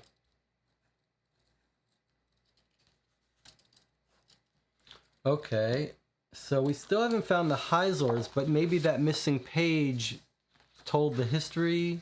Is he right that it's blank? How much do we believe that that's right, that it was blank? Let's see how sure he was about it. He says, the page comes right at the end of the book, so was probably blank. Well, I don't know if I trust him about that. All right, so maybe before we continue to our informants, we should try to track down this woman who got fired from the library. I don't know why she would have information, but Anna reports that our woman, Hawkins, Laura Hawkins, is in the directory at 11 Southeast. Okay. Hawkins, 11 Southeast. All right, let's go visit this woman and see if she, just for the fun of it, let's see whether she has any claim. She's in the Southeast, which is not the best neighborhood in London. Let's go and visit this woman and see, what is she going to remember? She was fired 2 years ago. Is she going to remember this book and be like, I guarantee I didn't do it because I remember what was on it. Okay, so 11 Southeast says, do you have a circled L? We do. If we don't, we learn nothing. All right, but we do have it circled. Let's see what we're going to learn. Laura Hawkins hasn't lived here for over 6 months, says a tall, stately woman in her 50s. She rented a room for me until she was arrested and sent to Millbank prison. She was a fraudster and a thief, and as one of her victims, I can tell you I hope she rots in there. You don't think Pauline North is Laura Hawkins, do you? That wouldn't make sense with her behavior. But boy, would that be interesting. Okay, so Hawkins arrested at Millbank. Okay, it's time to visit Millbank. Arrested and sent to Millbank prison. We don't know when this was, but presumably a couple years ago. This woman's not happy about her. All right. Did we mark out where this was? 11 Southeast. Oh yeah, we did mark it. All right, let's visit her at Millbank. Millbank prison is right here at 23. So let's mark off 23. That's Millbank. And let's go to 23 Southwest and see if we can talk to her. Okay, well, there is an entry for it. Here we go. Do you have a circled letter L? If not, you are nothing. If you do, read on. The guard we speak to at Millbank remembers seeing us with Mr. Holmes in the past. He's prepared to let us speak to Laura Hawkins. Okay, she's in jail. But only for a minute, mind, he says with a serious nod. He leads us down dark corridors and finally into a small square cell, and then walks over to a heap of rags in the corner. He hauls the rags upwards until it assumes the shape of a woman, and we realize it's Laura Hawkins. She's a scrawny, filthy woman who looks about 35, but we imagine is probably younger. Her expression is an odd mixture of fear and disdain. Leave me be, you devil spawn! She whines at the guard, who stands expressionless at her side. Who are you lot? Hello, Miss Hawkins, says Wiggins. We're here to ask you if you know about a necklace called the Tiger's Eye. She stares at us, then bursts into fits of laughter. Eventually, her laughing stops and she closes her eyes. Does that mean you do? Ventures Wiggins. Why? She asks. Did she finally lose it? Maybe. Well, she didn't lose it to me. That note thing might have worked for others, but not for me. Nothing works for me. Story of my life. The guard tells us our time is up and leaves Laura huddled in the corner of the cell, once more a bundle of lifeless rags. What do you know about Miss Hawkins? Asks Wiggins as we are on our way out. She's in here for fraud, he replies, and theft. She had various rackets going, some of them quite clever. A lone operator, as I understand it. He unlocks the main doors of the prison, and after thanking the guard, we find ourselves back in daylight. Well, okay, let's read this again. We ask her about it. She laughs for quite a long time. Then she says, did she finally lose it? Did she finally lose it? Well, she didn't lose it to me. That note thing might have worked for others, but not for me. That note thing. The note thing might have worked for others, but not for me. Nothing works for me. Story of my life. It sounds like she's saying the note thing is a trick to steal the ruby somehow. What do you think the note thing is?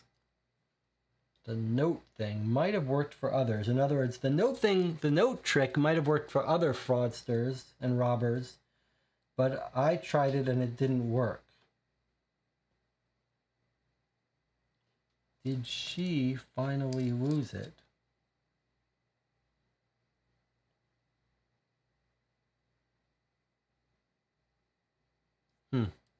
Interesting. Let's see, we got some comments here.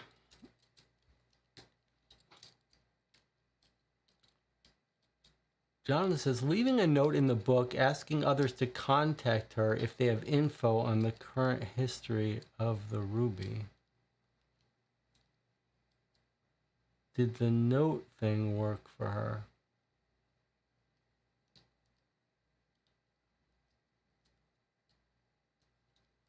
It does sound like maybe she's saying that there was a note on that last page.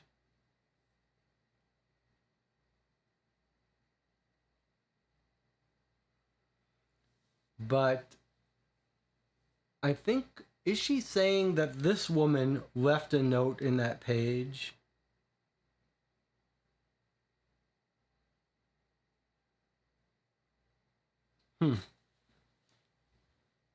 Did she finally lose it? She didn't lose it to me.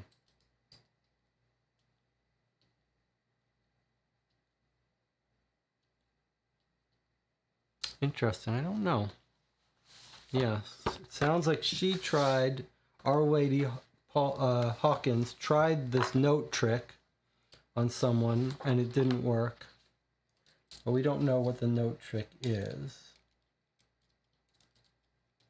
But we might be able to track down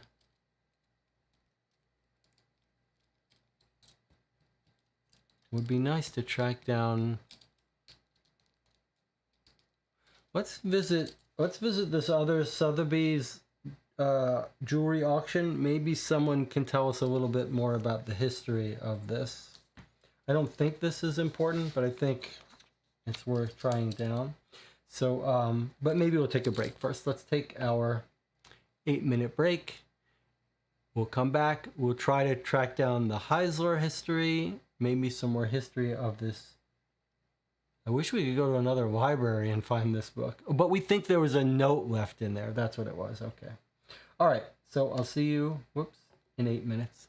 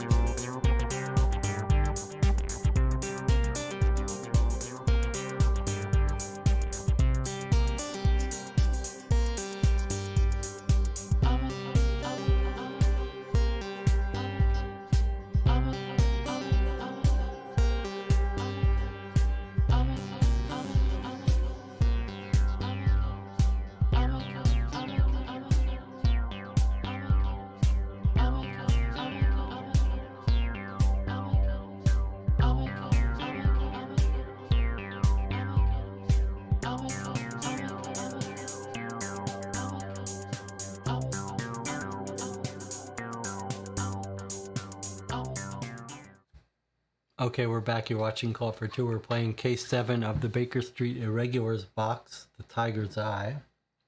We've been tracking down this mysterious necklace, and we've talked to a criminal woman who is obviously trying to do some scam with the necklace by writing in a book or tearing out pages in a book. We don't quite understand it. In the chat, we're talking about some theories. John says, let's compare the library timeline to the murder timeline. We know the library was arrested a couple years ago. And what do we know about the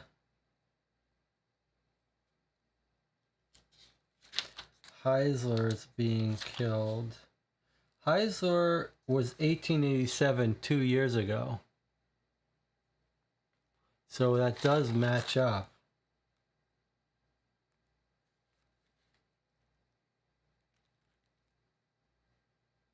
Tiger's Eye sold from the Heisler estate in 1887, about when our woman was arrested for fraud at the library. We're told that she was finding out information, addresses, and numbers of people who checked out books.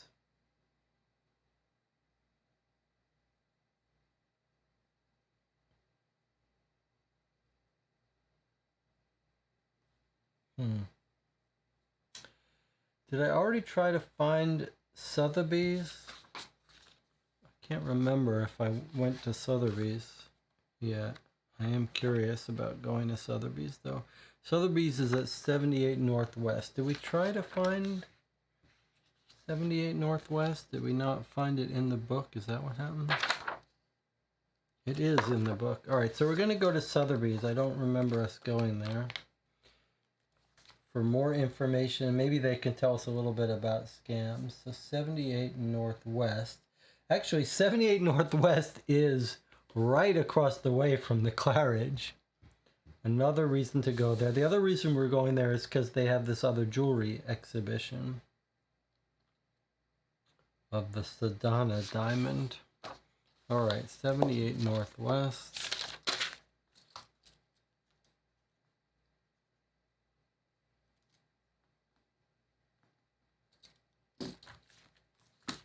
I did get that right, didn't I? I want to make sure I'm not going to someplace we shouldn't. Sotheby's 78 Northwest. Yes, okay, here we go.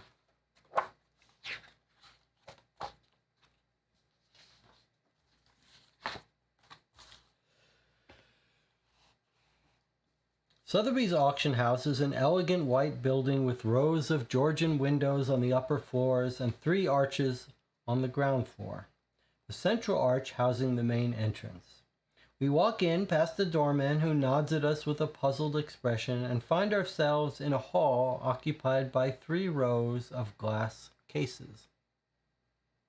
Various individuals wander about the room in styles of dress ranging from that of well-to-do merchants to the landed gentry, and there are even a couple of people who, like us, fall in a class well below either.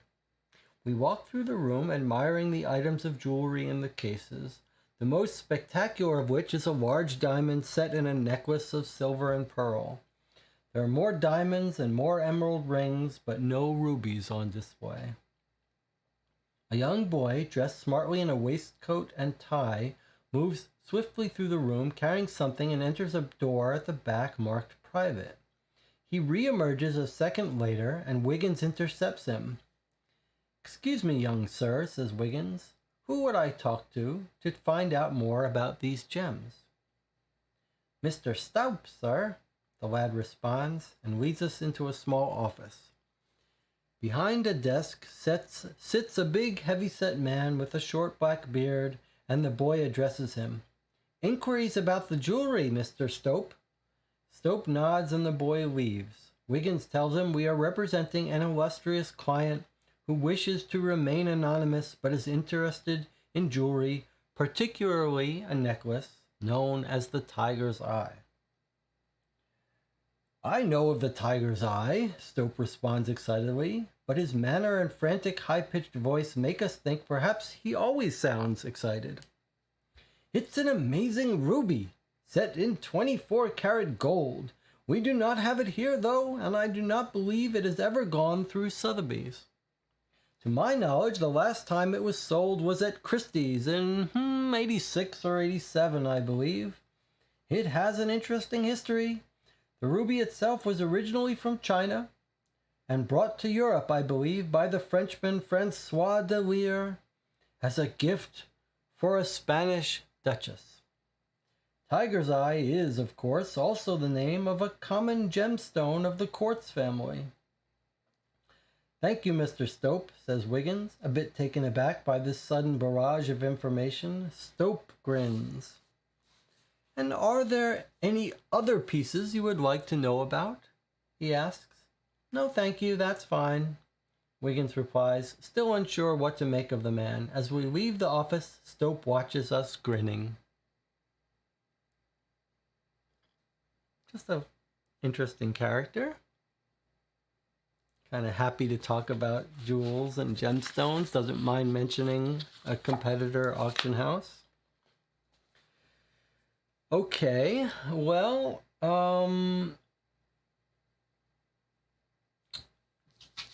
we still want to track down the Heisler family. We went to the births and deaths. We went to the librarian. We could go to the London gossip columnist. He might know about these people. The reporter for the Times, it's been in all the papers. That seems like our best guess for me. But also the embassies, I agree. The embassies are useful. All right, let us go to the embassies first, and then we'll go to the Times for maybe some information about this murder. So, our embassy, so Sotheby's is not much information, right? That just seems like another place you would have gotten pushed to Christie's. That was sort of like a filler. All right, let's look at our embassies here. We've got the Spanish embassy, the French embassy, the German embassy, the China legation. I mean, these are all, this jewel passed through there. So let's just make one entry for embassies. And let's start making our way through them. Let's try the Spanish embassy first, since that seems more interesting. Okay, where's my other stuff? All right, so here's the Spanish embassy. Should have another thing here. Okay. We discovered from the clerk that Pedro Estalias was born in Spain in 1859, but has lived in India since 1880, where he has a large estate and a number of plantations. Do you have a circled L? If not, you are nothing. We do. We ask if anyone knows anything about Duchess Rocio de Stalin and that tiger's eye. The clerk disappears, and slightly after, an old man with a very wrinkly face approaches us. He introduces himself as Mr. Garrido, a senior clerk, and says he knows the story of the necklace.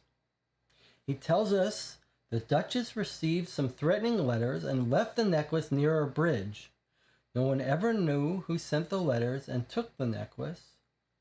Maybe that's what she's talking about, blackmail notes. No one ever knew who sent the letters and took the necklace, or if that person or persons would have carried out their threats if the Duchess had simply kept it. It seems a simple way to get rich, no? He says with a grin. Write some letters, get jewels. Rumors say once the story was heard, it was copied by others in the years after. On other rich people with some success, I say. Stupid people to give up their jewels so easily, no? He laughs. Thanking him, we head off elsewhere. So, 38 Southwest, Spanish Embassy. Blackmail letters.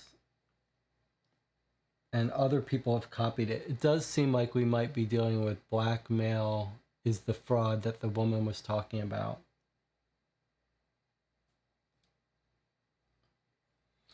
But this particular one is not that important for us. I mean, we don't think that the... Oh, well, blackmailer left on a bridge. Left... I guess that's some... so necklace left on bridge. So we don't know who the blackmailer is, but it might be useful for us. Okay, let's write down where that was. That was 38 Southwest, the Spanish Embassy. Next up, let's check the German Embassy, 9 Southwest.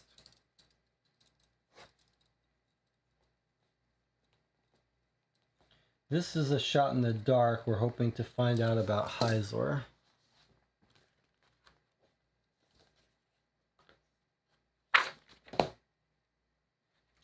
Okay, well, it looks like it was a good guess because 9 Southwest says, do you have a circled H? Well, we do have a circled H.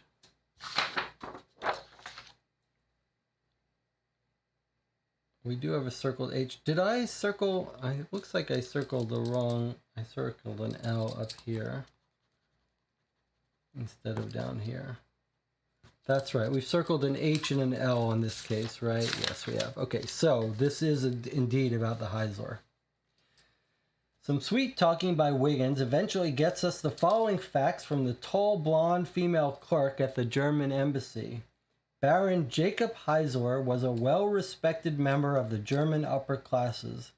He was born in 1843 and married a young Englishwoman with the maiden name of Upwood in Munich, Germany in December 1862. So Jacob Heisler marries 1862 December Upwood.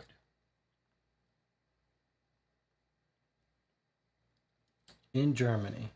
They moved to London with their son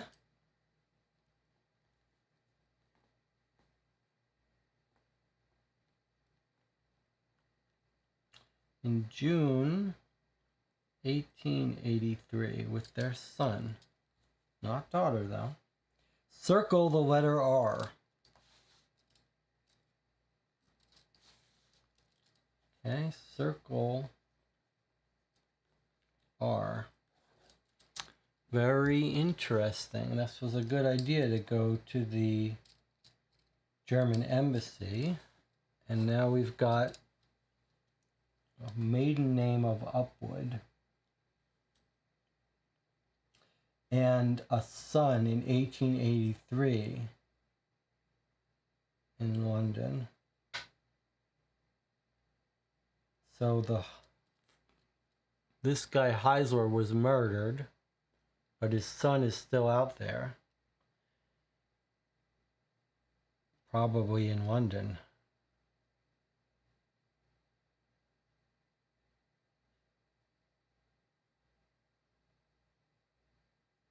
But there's no Heisler in our directory, huh? Let's see if we can find an Upwood. She was English. 9 Southwest. Let's mark that on our map.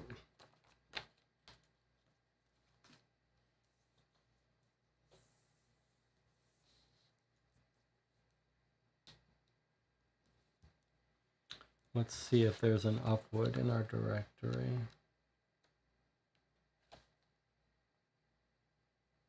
Upwood, Colonel Upwood, 31 Northwest.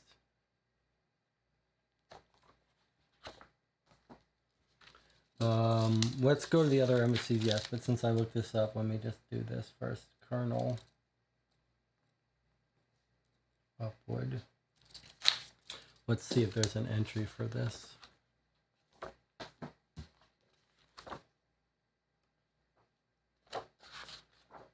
There's no entry for 91 Northwest. No entry. Just verify that. Make sure I didn't write it down wrong.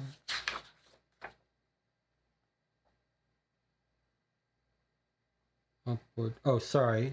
It's not 91 Northwest. It's 31 Northwest. This is why you double check. Especially when you're not wearing your glasses. 31 Northwest. Let's see if there's a 31 Northwest. It's dangerous. Okay, there is a 31 Northwest. Let's read this together.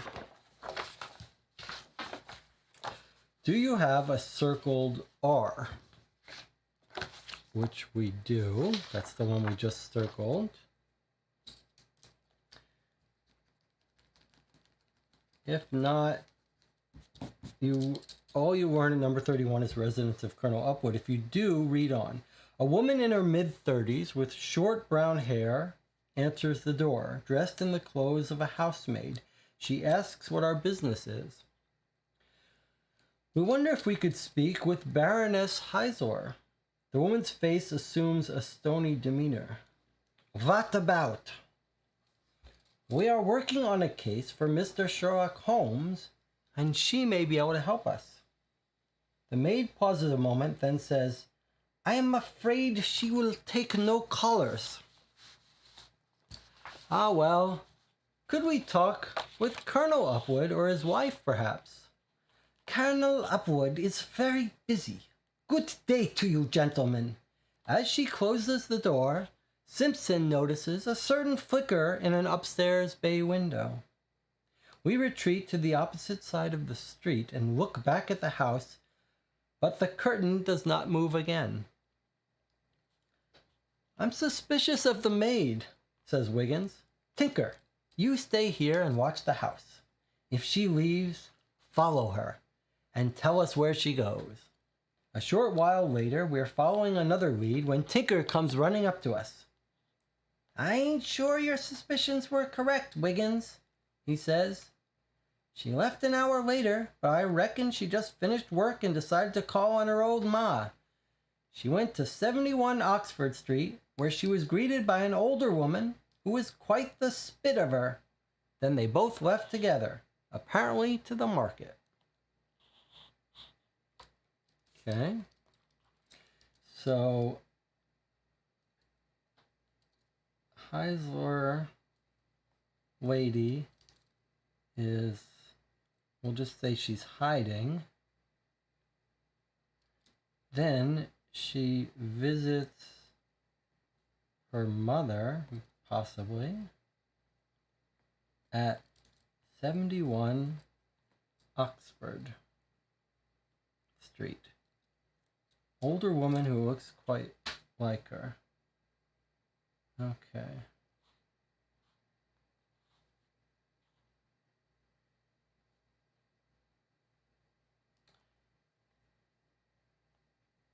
Oh, I see. It's the maid that he followed. I'm suspicious of the maid. If she leaves, watch her. Okay, so the maid finishes work and visits the mother if she's not in on it.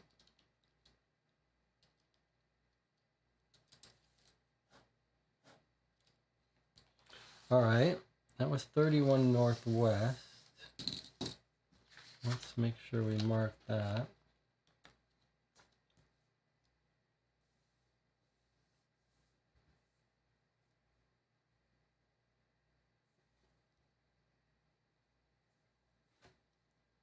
I see. 31 Northwest is right near the Claridge Hotel. And where north? It's right across the street from the north residence. The Heislers in the north, right next door. 71 Oxford Street.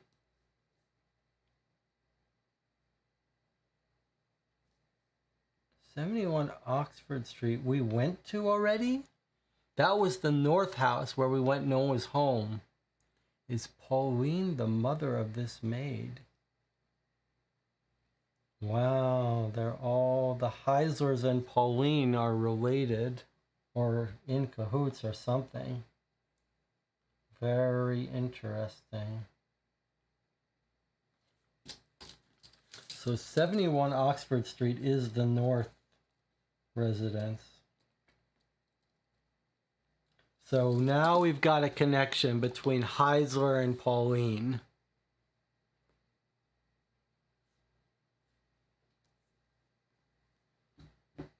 Very interesting. Very interesting. Makes you want to know more about this murder of this Baron Heisler, though. Did he not pay? Is that what happened? Did he not pay the blackmail?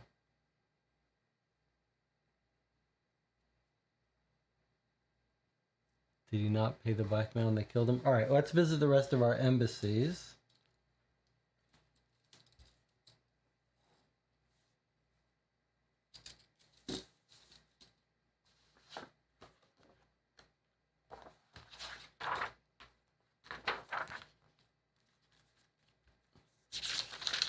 All right, so we went to the Spanish embassy. We went to the German embassy. We have no reason to go to Russian embassy, but we do have a reason to maybe check out the Chinese embassy. That's where the ruby was originally found. Maybe there's some curse, but seems completely unrelated. All right, let's look it up just to make sure. The Chinese legation is 38 Northwest. At the Chinese legation, we ask for information about the tiger's eye, but no one we speak to seems to know anything about it. Okay. So I'll just put China, nothing. And now the French embassy, there was some sign that it came out of France at some point, right? So let's check 59 Southwest.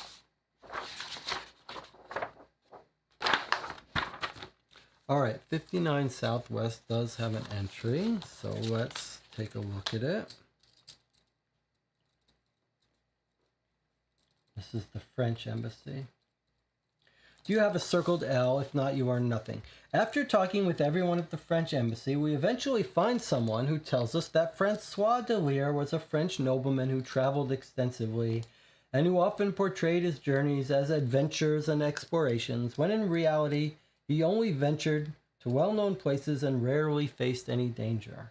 However, our informant knows nothing about the tiger's eye. So we're just tracing the history of the tiger's eye. We found a couple embassies that know something about it, the more recent ones, and the others don't. So did we go to the Spanish embassy yet? Yes, we did. That was one of our early ones, yeah. Yeah. Okay, so we've done our embassies. We've tracked down the maiden name of the woman who married Baron Harkonnen, not Baron Harkonnen, the other guy, Heisler. Okay, let us go to our informant to learn about the murder of Heisler. I think the Times reporter will know. 30 EC.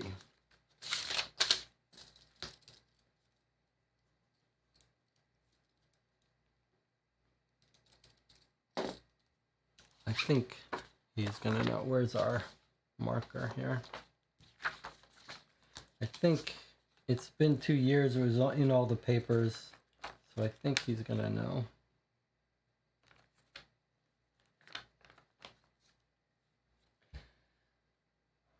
EC. There's the Times. We should know that by now.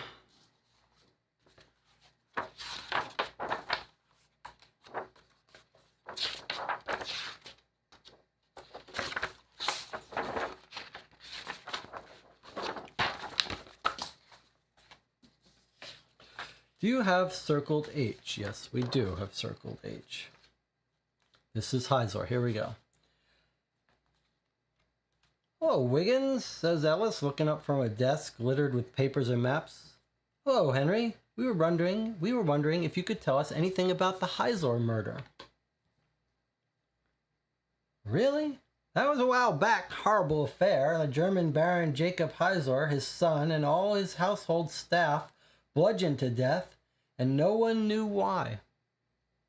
The newspapers were in a frenzy over it at the time. You know how the public love a gruesome murder. I remember that Baroness Heisler was out at lunch with friends at the time of the murders. Baron Heisler had been in the newspapers for a while before that because of claims that he had been involved in the bribery of some Westminster politician. That's it. Okay, so what do we learn? We learned that Baron Jacob Heisler bludgeoned to death along with his son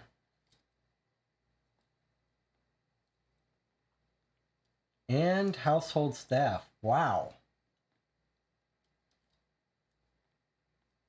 That's pretty gruesome. You can see why it made the papers.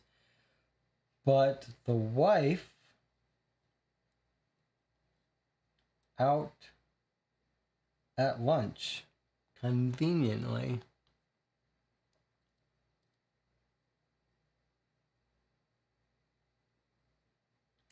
And then we've got rumors he was bribing politicians,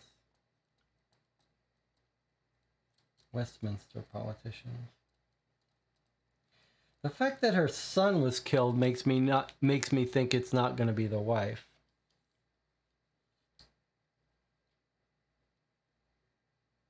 So, see how this sits with you. We visited the Heisler Maiden people, the Upwoods. We saw the maid. We saw signs that someone was upstairs, and then the maid sneaks off to the North residence and meets someone that looks like the spitting image of the maid. It's the mother. That's probably I'm thinking that's the mother Baroness, the mother Heisler, the widow, and maybe there's a daughter involved. Can we track ages? Is Pauline of the age that she would be the ex-wife? The Baroness? Is Pauline of the age of the Baroness? Can we track that down? How do we know Pauline's age is 40-something. What do we know about the Upwood woman?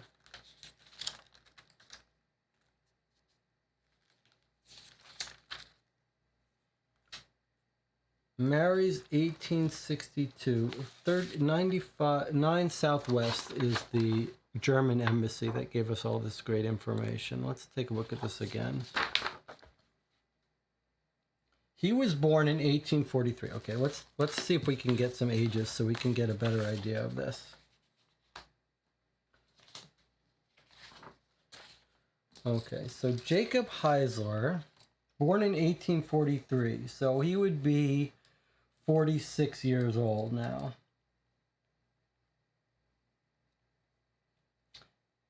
Yeah, okay, well, if he would be 46, that would make Pauline the proper age to be Baroness, who escaped because she was out to lunch.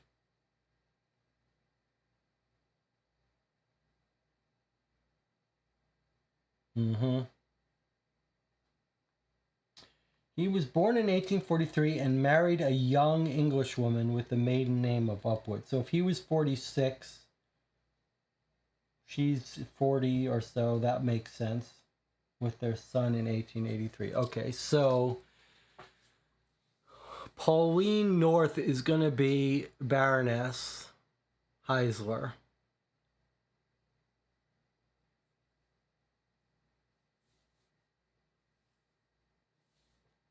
Whose husband is killed along with her son. That's why she's so devastated.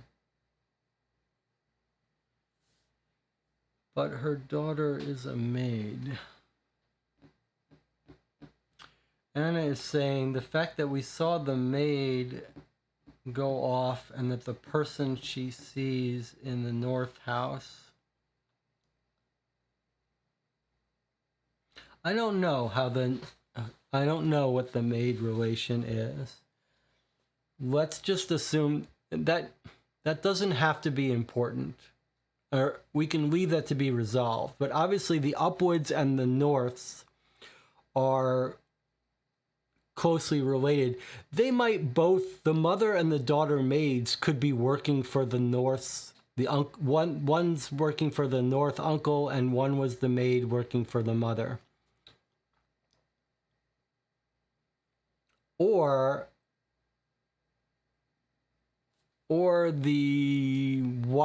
the daughter is dressed up as the maid, I don't think we need to know those details yet. What we need to know we already know, which is that the Norths and the Upwoods are related, involved, this whole family, and these are all Heislers. They're all related to Baroness Heisler. And you could imagine something very, you could imagine in the most benign circumstance that here's Pauline trying to forget her troubles, mentions this jewelry, and when she sees it, she just gets completely overwhelmed with emotion about her dead son and husband, and then she just freaks out. Or someone's using this jewelry thing as a way of starting the blackmail, so when she saw it, she thought that this guy's trying to blackmail her or something. We don't know. We don't know, and I don't think we need to resolve the maid stuff yet.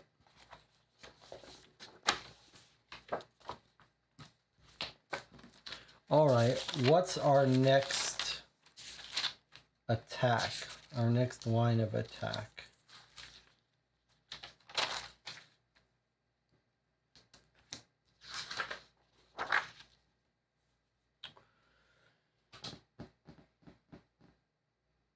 If she lives near the hotel and everything, where did they go to eat? It was in the paper. The restaurant where they eat that we visited was in EC. So I was just wondering if we should check the cab rides to see if she took a cab ride back to her house. I think we're unlikely to get any good information. It's probably just going to show her traveling to there, but I think maybe we might as well,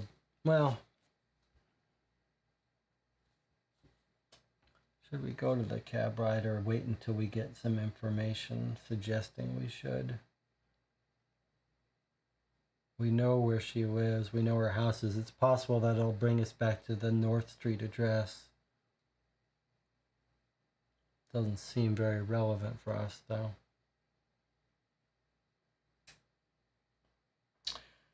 Let's try the social columnist. He often knows about the rich people and their murders. He might give us a little more information about the Heislers. So 2 Southwest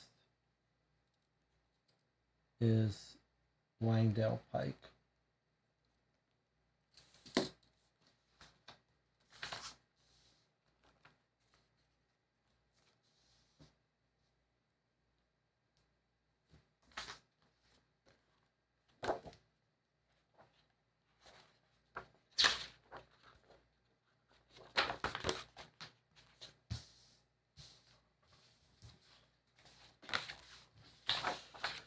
Okay.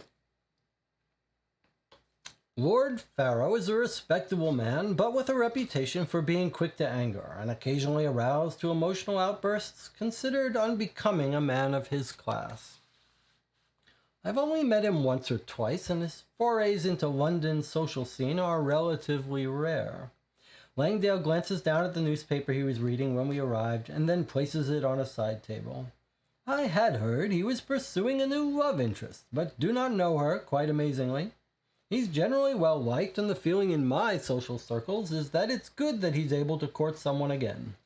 The death of his wife took a considerable toll on him, and many felt he would remain a widower even though he is a good catch. Thank you, Langdale. One other thing. Do you know anything about a necklace called the Tiger's Eye? Langdale raises his eyebrows. Not really, but I've heard about it, he says. I knew the man who owned it, and you'll probably have heard of him yourself, Baron Heisler. A very likable man, of course. There were rumors of him being tied up in a political scandal, but there always are rumors. Such an awful thing that happened to him. He was bludgeoned to death at his home, and it was the main subject of high society gossip for months after. They never caught the killer. Holmes has a brother at the Diogenes Club who works in politics. If you're interested in the political activity, perhaps you could speak to him. And then it says to circle H, where we learned about the Heislers, but we already knew that. So he suggests we talk to Mycroft at Diogenes. Guess we might as well do that now. Where's the Diogenes Club? We know where that is, right? It's right there. It's 8. All right, let's talk to Mycroft. There's 8. Let's talk to Mycroft and see if he can fill us in on whether the Baroness really was involved in some political stuff. Do you have a circled H? If not, the secretary tells you Mycroft can't see you today. If you do, read on. Okay, here's Mycroft talking to us. We sit opposite Mycroft Holmes in a large, dim library, the blinds drawn down to keep out the intense rays of the afternoon sun. He sits in silence for a long time, and for a while we think he's not going to say anything. Then he stirs and speaks to us in a slow, steady manner. What I tell you now can go no further. Baron Heisler was involved in a political scandal. A number of senior politicians were bribed in order to stop a particular bill going through Parliament. Mycroft sighs deeply, and when he turns to the windows, his face is caught in a thin shaft of sunlight, and we see an intense sadness in his eyes. What the police, the press, or even his country never knew, for reasons I cannot go into, is that Baron Heisler was working for me. He was undercover, cooperating in the bribery in an attempt to expose and entrap the notoriously violent gang who were behind it. As a German national, he could convince others that he held no loyalties to Britain, but in truth, his loyalty was profound. He was an excellent man and a good friend. He closes his eyes. I learned long ago, Mr. Wiggins, that in my line of work, guilt is an ever-present companion. Mycroft turns his face back to the shadows and goes silent, and we realize there is nothing more he can tell us. Deep in thought, we file out into the clamor of the London streets. Okay, so this was kind of fun. We learned that Baron Heisler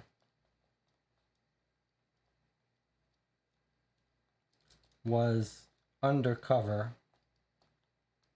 good guy.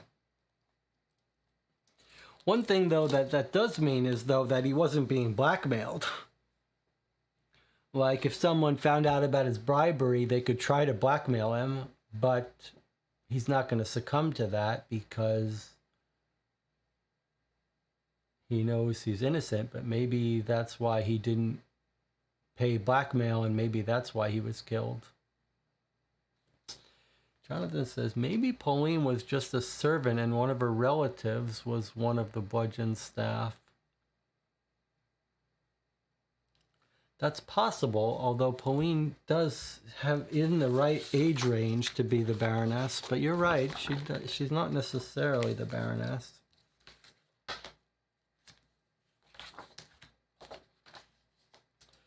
All right, let's see. Is it possible now that our lawyer is involved in this blackmail scheme? Did I just skim over any important information about the gang? A notoriously violent gang who was behind it. Notoriously violent gang.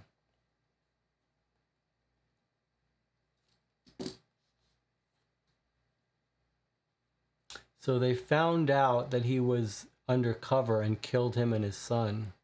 Yeah. And if so, they're involved in politics?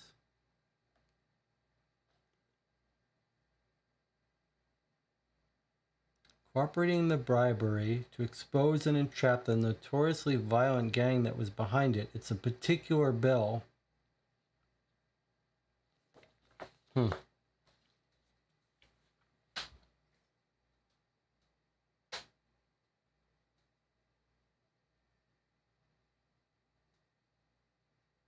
mean, we could talk to Jasper Meeks and see if he can tell us anything about how he was killed. And Murray, same thing, could tell us about Heisler rather than deaths in the current case. Lestrade might as well. Interesting.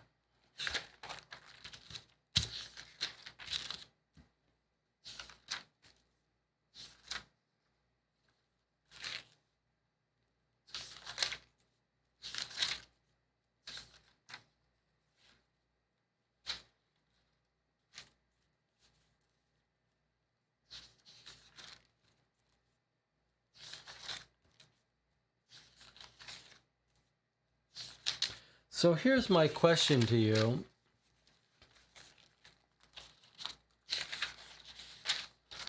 What makes us so sure that this isn't a simple sort of coincidence case? In other words, okay, we've got this necklace that has got some bad, like a curse with it. It's just informally that previous owners have sometimes run into trouble. We've got the Heislers, whose Baron Heisler is working undercover. He succumbs to he's working undercover. The gang finds out, kills him and his son, widowing Baroness Heisler. Baroness Heisler then, because of the news stories about her family, is sort of doesn't want anyone to recognize her, is just sort of living out life under an assumed identity so that people won't be like, oh, that's Baroness Heisler, the murdered wife, the wife whose husband was murdered, and rumors of the husband being involved in dirty, illegal stuff. So, in other words, maybe Pauline North, maybe Baroness Heisler doesn't want to be recognized. So she takes up an assumed identity of Pauline North and finds love with Lord Farrow, who's in a similar situation. Out of curiosity, she's looking for her necklace. Why does she mention it? I don't know why she would mention it, why she'd be looking for it. But she mentions it, and the Lord Farrow gets it for her, and she's just overwhelmed with emotion and runs off.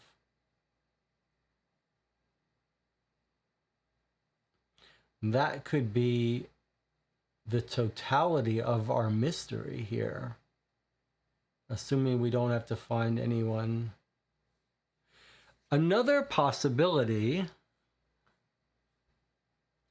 is it possible that the necklace being given to her as a gift at the restaurant is making her think that Lord Farrow is trying to blackmail her again? Like, is this necklace the way that the previous blackmailers used as a sign or something, and that when she saw it, she jumped to the conclusion that Lord Farrow was in on this? But either way, is it possible that sort of we've wrapped it up?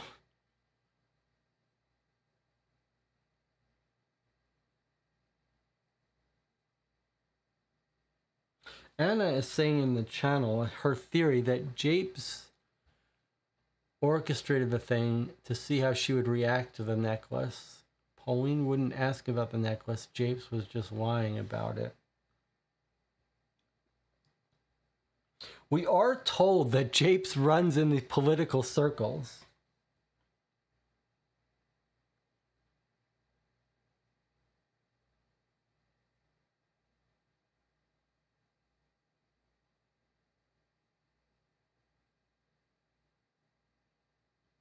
It does feel like John says we didn't really figure out what was going on in the library book. It's true. Japes' friend Whipple. Okay, yeah, I agree that we need to convince ourselves Japes isn't involved because he feels a bit suspicious, and it does feel a little bit suspicious that she would ask about this diamond. All right, let's try to find this Whipple person.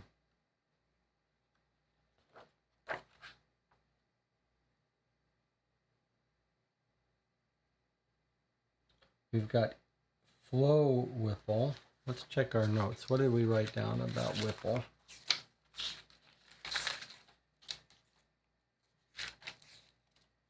Mr. Whipple. All right, well, we see there's a Flo Whipple. Let's see if they're related. Flo Whipple's, 68 East. We can't go there.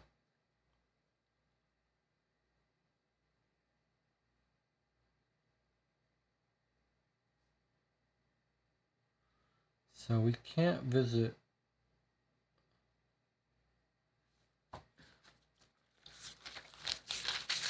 Let's see.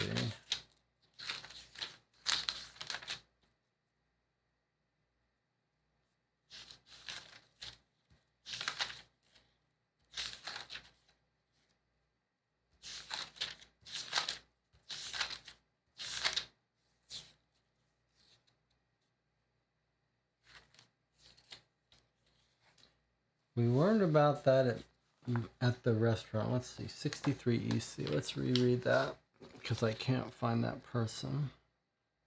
So we go to the restaurant.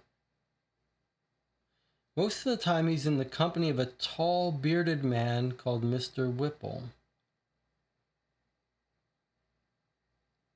We ask about Japes. He dines here regularly with his associates. Who are his associates? Other lawyers, I imagine. Most of the time he's with a man called Mr. Whipple. Let's look at the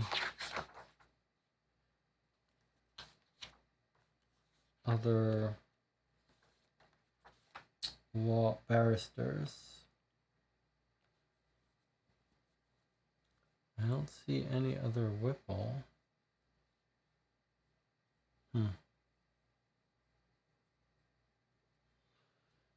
And when we visited Japes, that was at 39 EC. Let's take a look at that again and see if we believe him.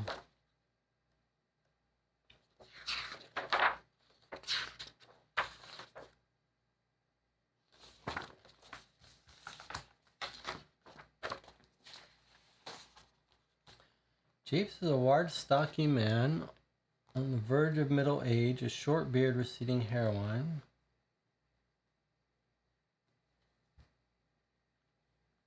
Did you meet her? Only once, at Claridge's.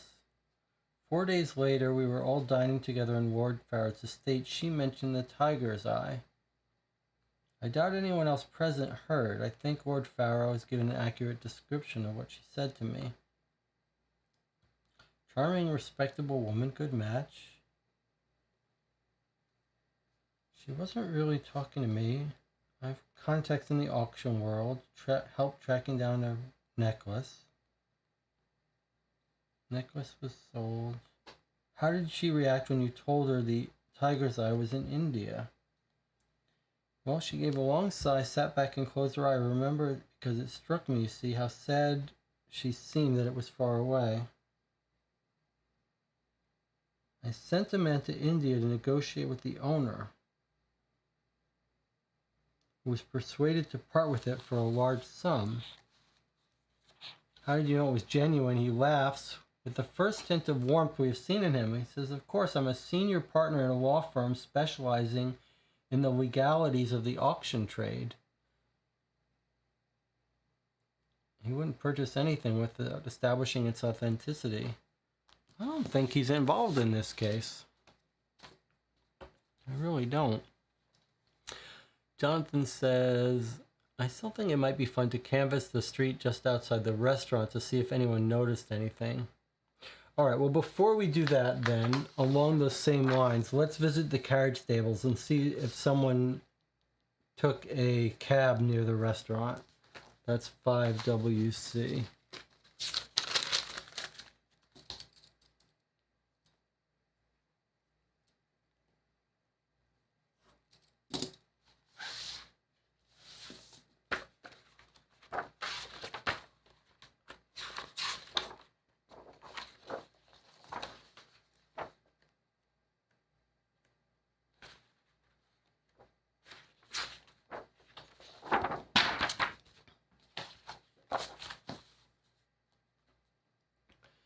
A number of cab drivers think they might have had a client resembling Pauline North on Wednesday evening. One driver says he remembers a lady with dark hair who was with a bearded man.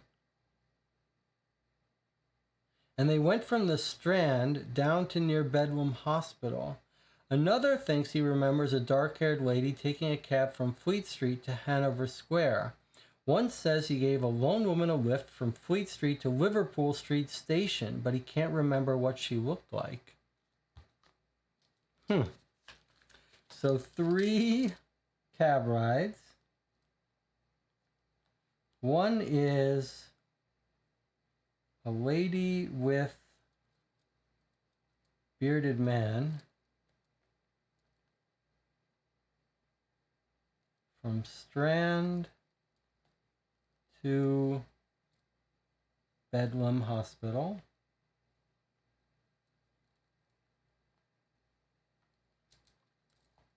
The second one, lady from Fleet Street to Hanover Square.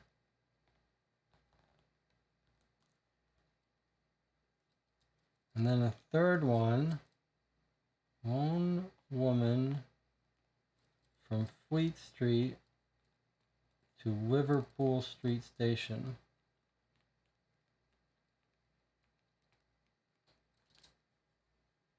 Can't remember what she looked like.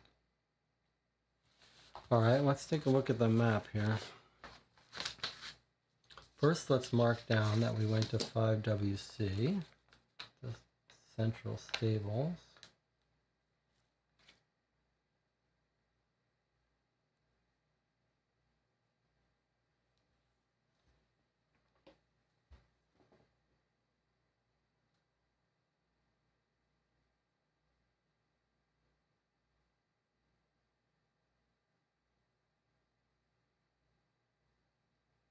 Where are the Central Stables? I think we'd know where they are by now. 875 right there. Okay, that's right. All right, so let's see what he says. We know the restaurant is down here, so presumably that's where we're talking about here. That's where we would ask about, wouldn't you think?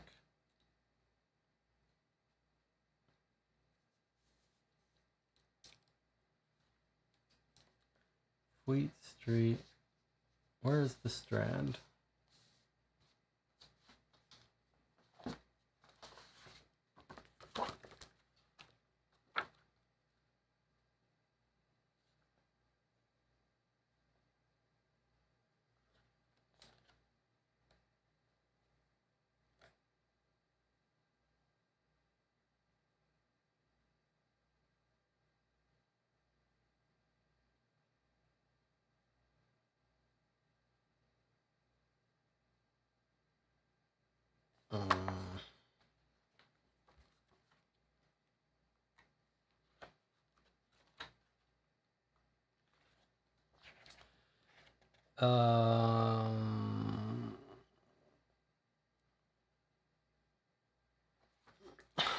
Hanover Square is by 31 Northwest.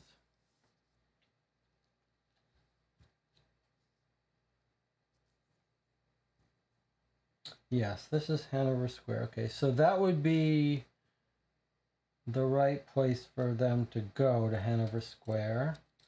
But now where is Fleet Street? Where is he tracking these people from? I would think it would be right near the restaurant is what we would be asking about, right? Oh, 63 Fleet Street. Okay, so Fleet Street, this would match her coming from the restaurant. And then Liverpool Station would be if she's leaving town. So that could match. Now what about the Strand and Fleet Street? Is the Strand another possibility? Where is the Strand? And why did we not mark? Oh, here it is. Okay, so here's where they were eating. Where is the Strand? Why have I not written it down? Why did I not find it?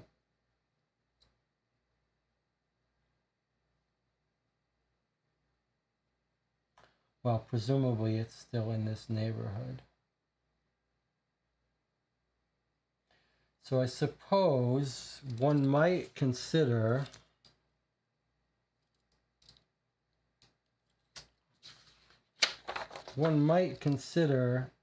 whether, if you look at those three places, if we wanted to track these down, we could try the Liverpool Street Station to see if anyone recognizes her. And we could try the Strand or the hospital if we think that that's where she went.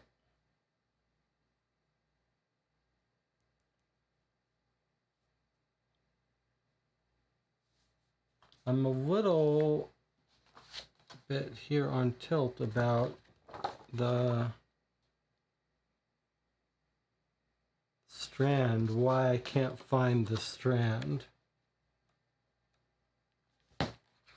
Strand is a famous bookstore in New York City, but why am I not finding the Strand in the directory? That's bothering me a little. What am I missing? What am I overlooking?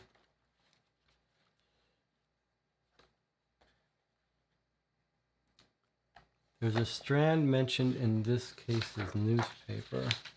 Says Steppy. Let's see, where is the Strand?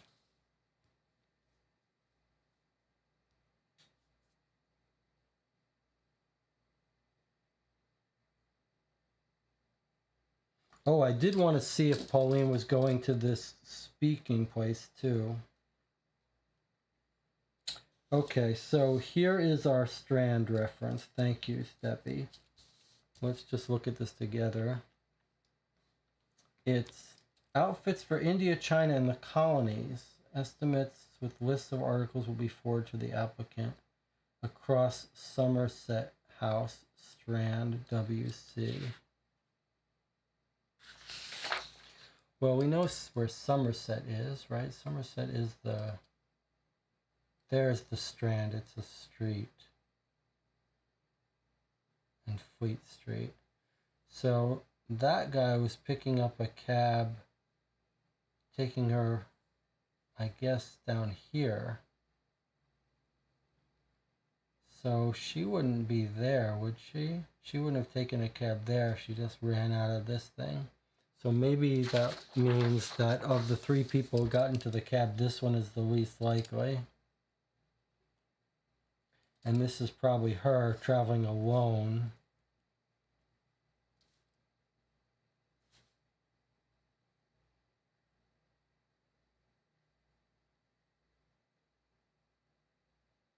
On the other hand, we could go to this place and see if there was a reason she was there. I mean, we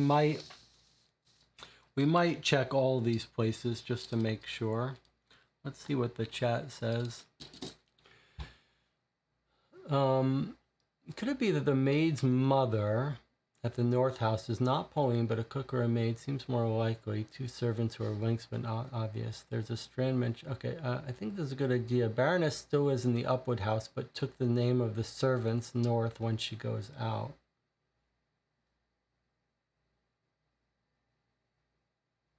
That's all fine. It doesn't help us too much, though. All right, let's see if, well, if Pauline is actual royalty, then she wouldn't be going to this place. In fact, it's not even in town, so that's not important here. All right, let's check these 3 places, or these 2 places, just for the hell of it that the cab saw, just to run down these leads to see if anyone has spotted her. So I'm going to go to this place that's right across from Somerset House, that's mentioned in the paper where this cab was picked up. That's 96 WC. So let's see if there's a 96 WC entry. There is a 96 WC. Let's see what it says.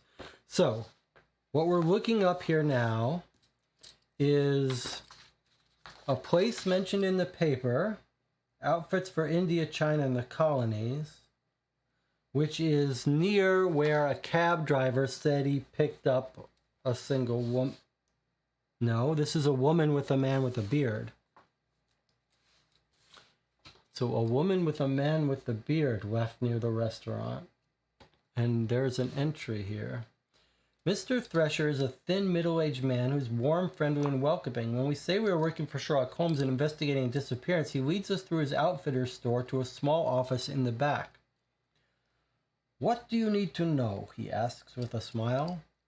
Have you had any suspicious customers recently? Asks Wiggins. I don't think so. It depends what you mean by suspicious.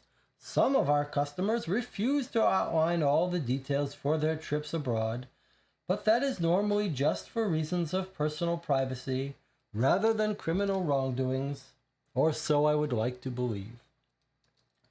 Do you have the names of any customers who are traveling to India from June onwards? Yes, hold on a moment. He rifles through some doors and presents us with the list. Okay. Peter Trent, Drapers, Clays, Julius Steins, Ashterberg, Shonda, Godsley, T.B. Lawn, Addersley, Short. They don't look relevant to us. There's no Heislers, there's no Norths.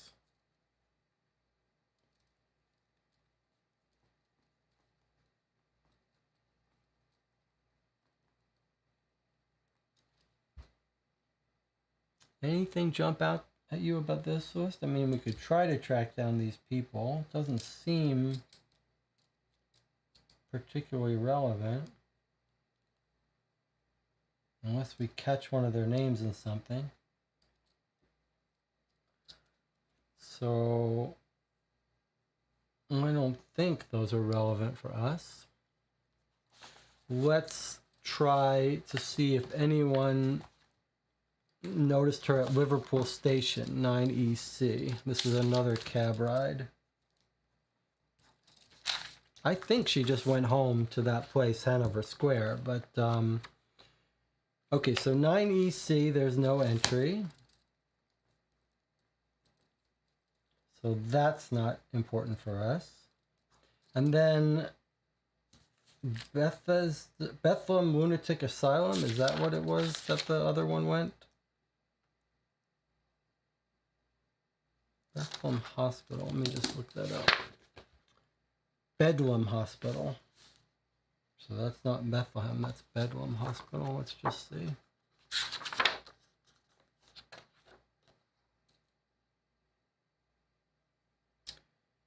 Bedlam Hospital doesn't even have an entry here. From the Strand now to Bedlam Hospital.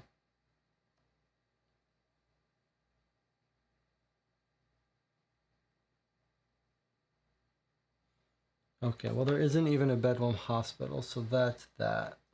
Unless it's in the paper.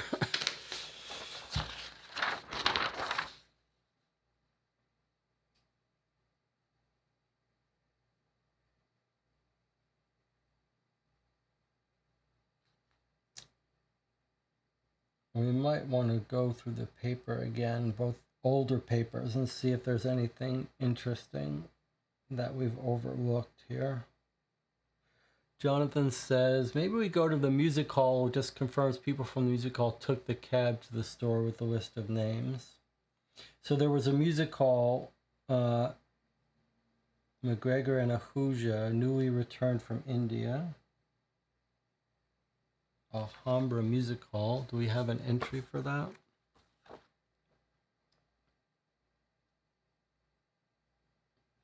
The reason that was on our list is because it's referencing India. Alhambra Music Hall is 25 WC. All right, let's go there just to see if it's relevant for us. 25 WC, Alhambra Music. Let's put a mark on it and then we take a little break, I think.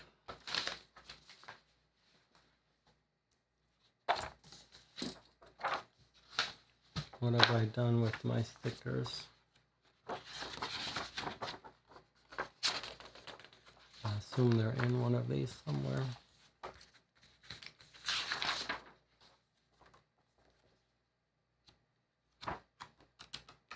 All right, we'll take a break first.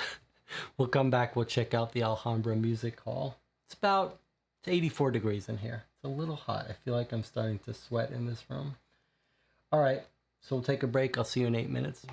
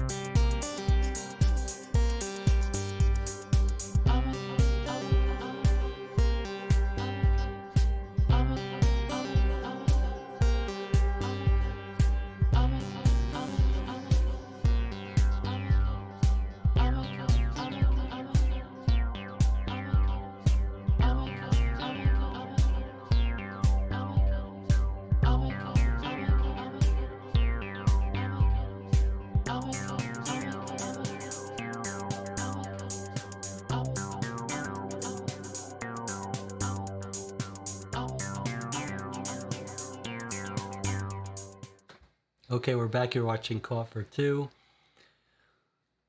It's getting a little testy there, I think, probably because it's 85 degrees in here. I think maybe the next playthrough we'll be doing it with air conditioner and lapel mic. Jonathan is coming up with some bit of crazy theories here.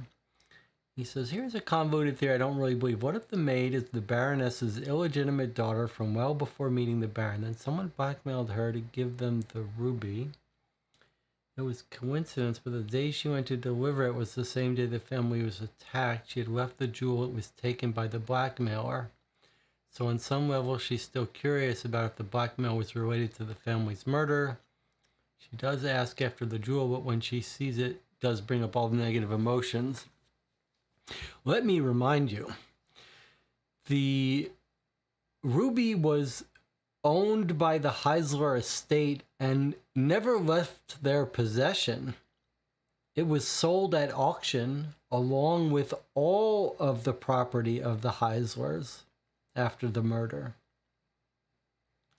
They auctioned off that jewelry while still in possession and ownership of the Heisler family, because the Heisler family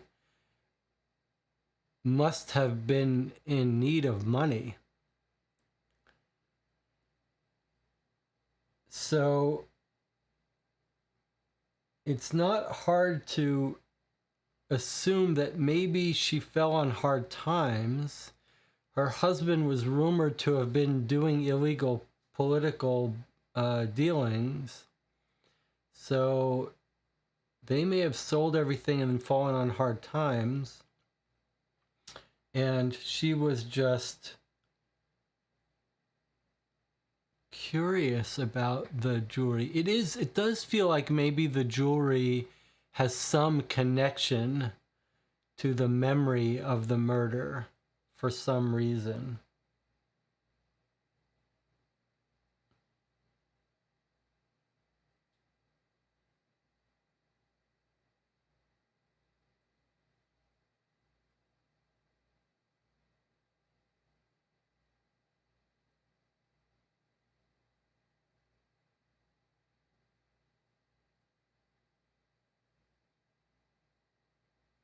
Is it possible?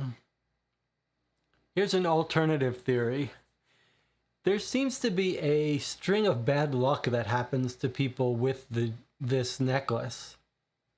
Is it possible that Lady Baroness, who's really Pauline North, feels like the jewelry is cursed and she was actually glad it was in India?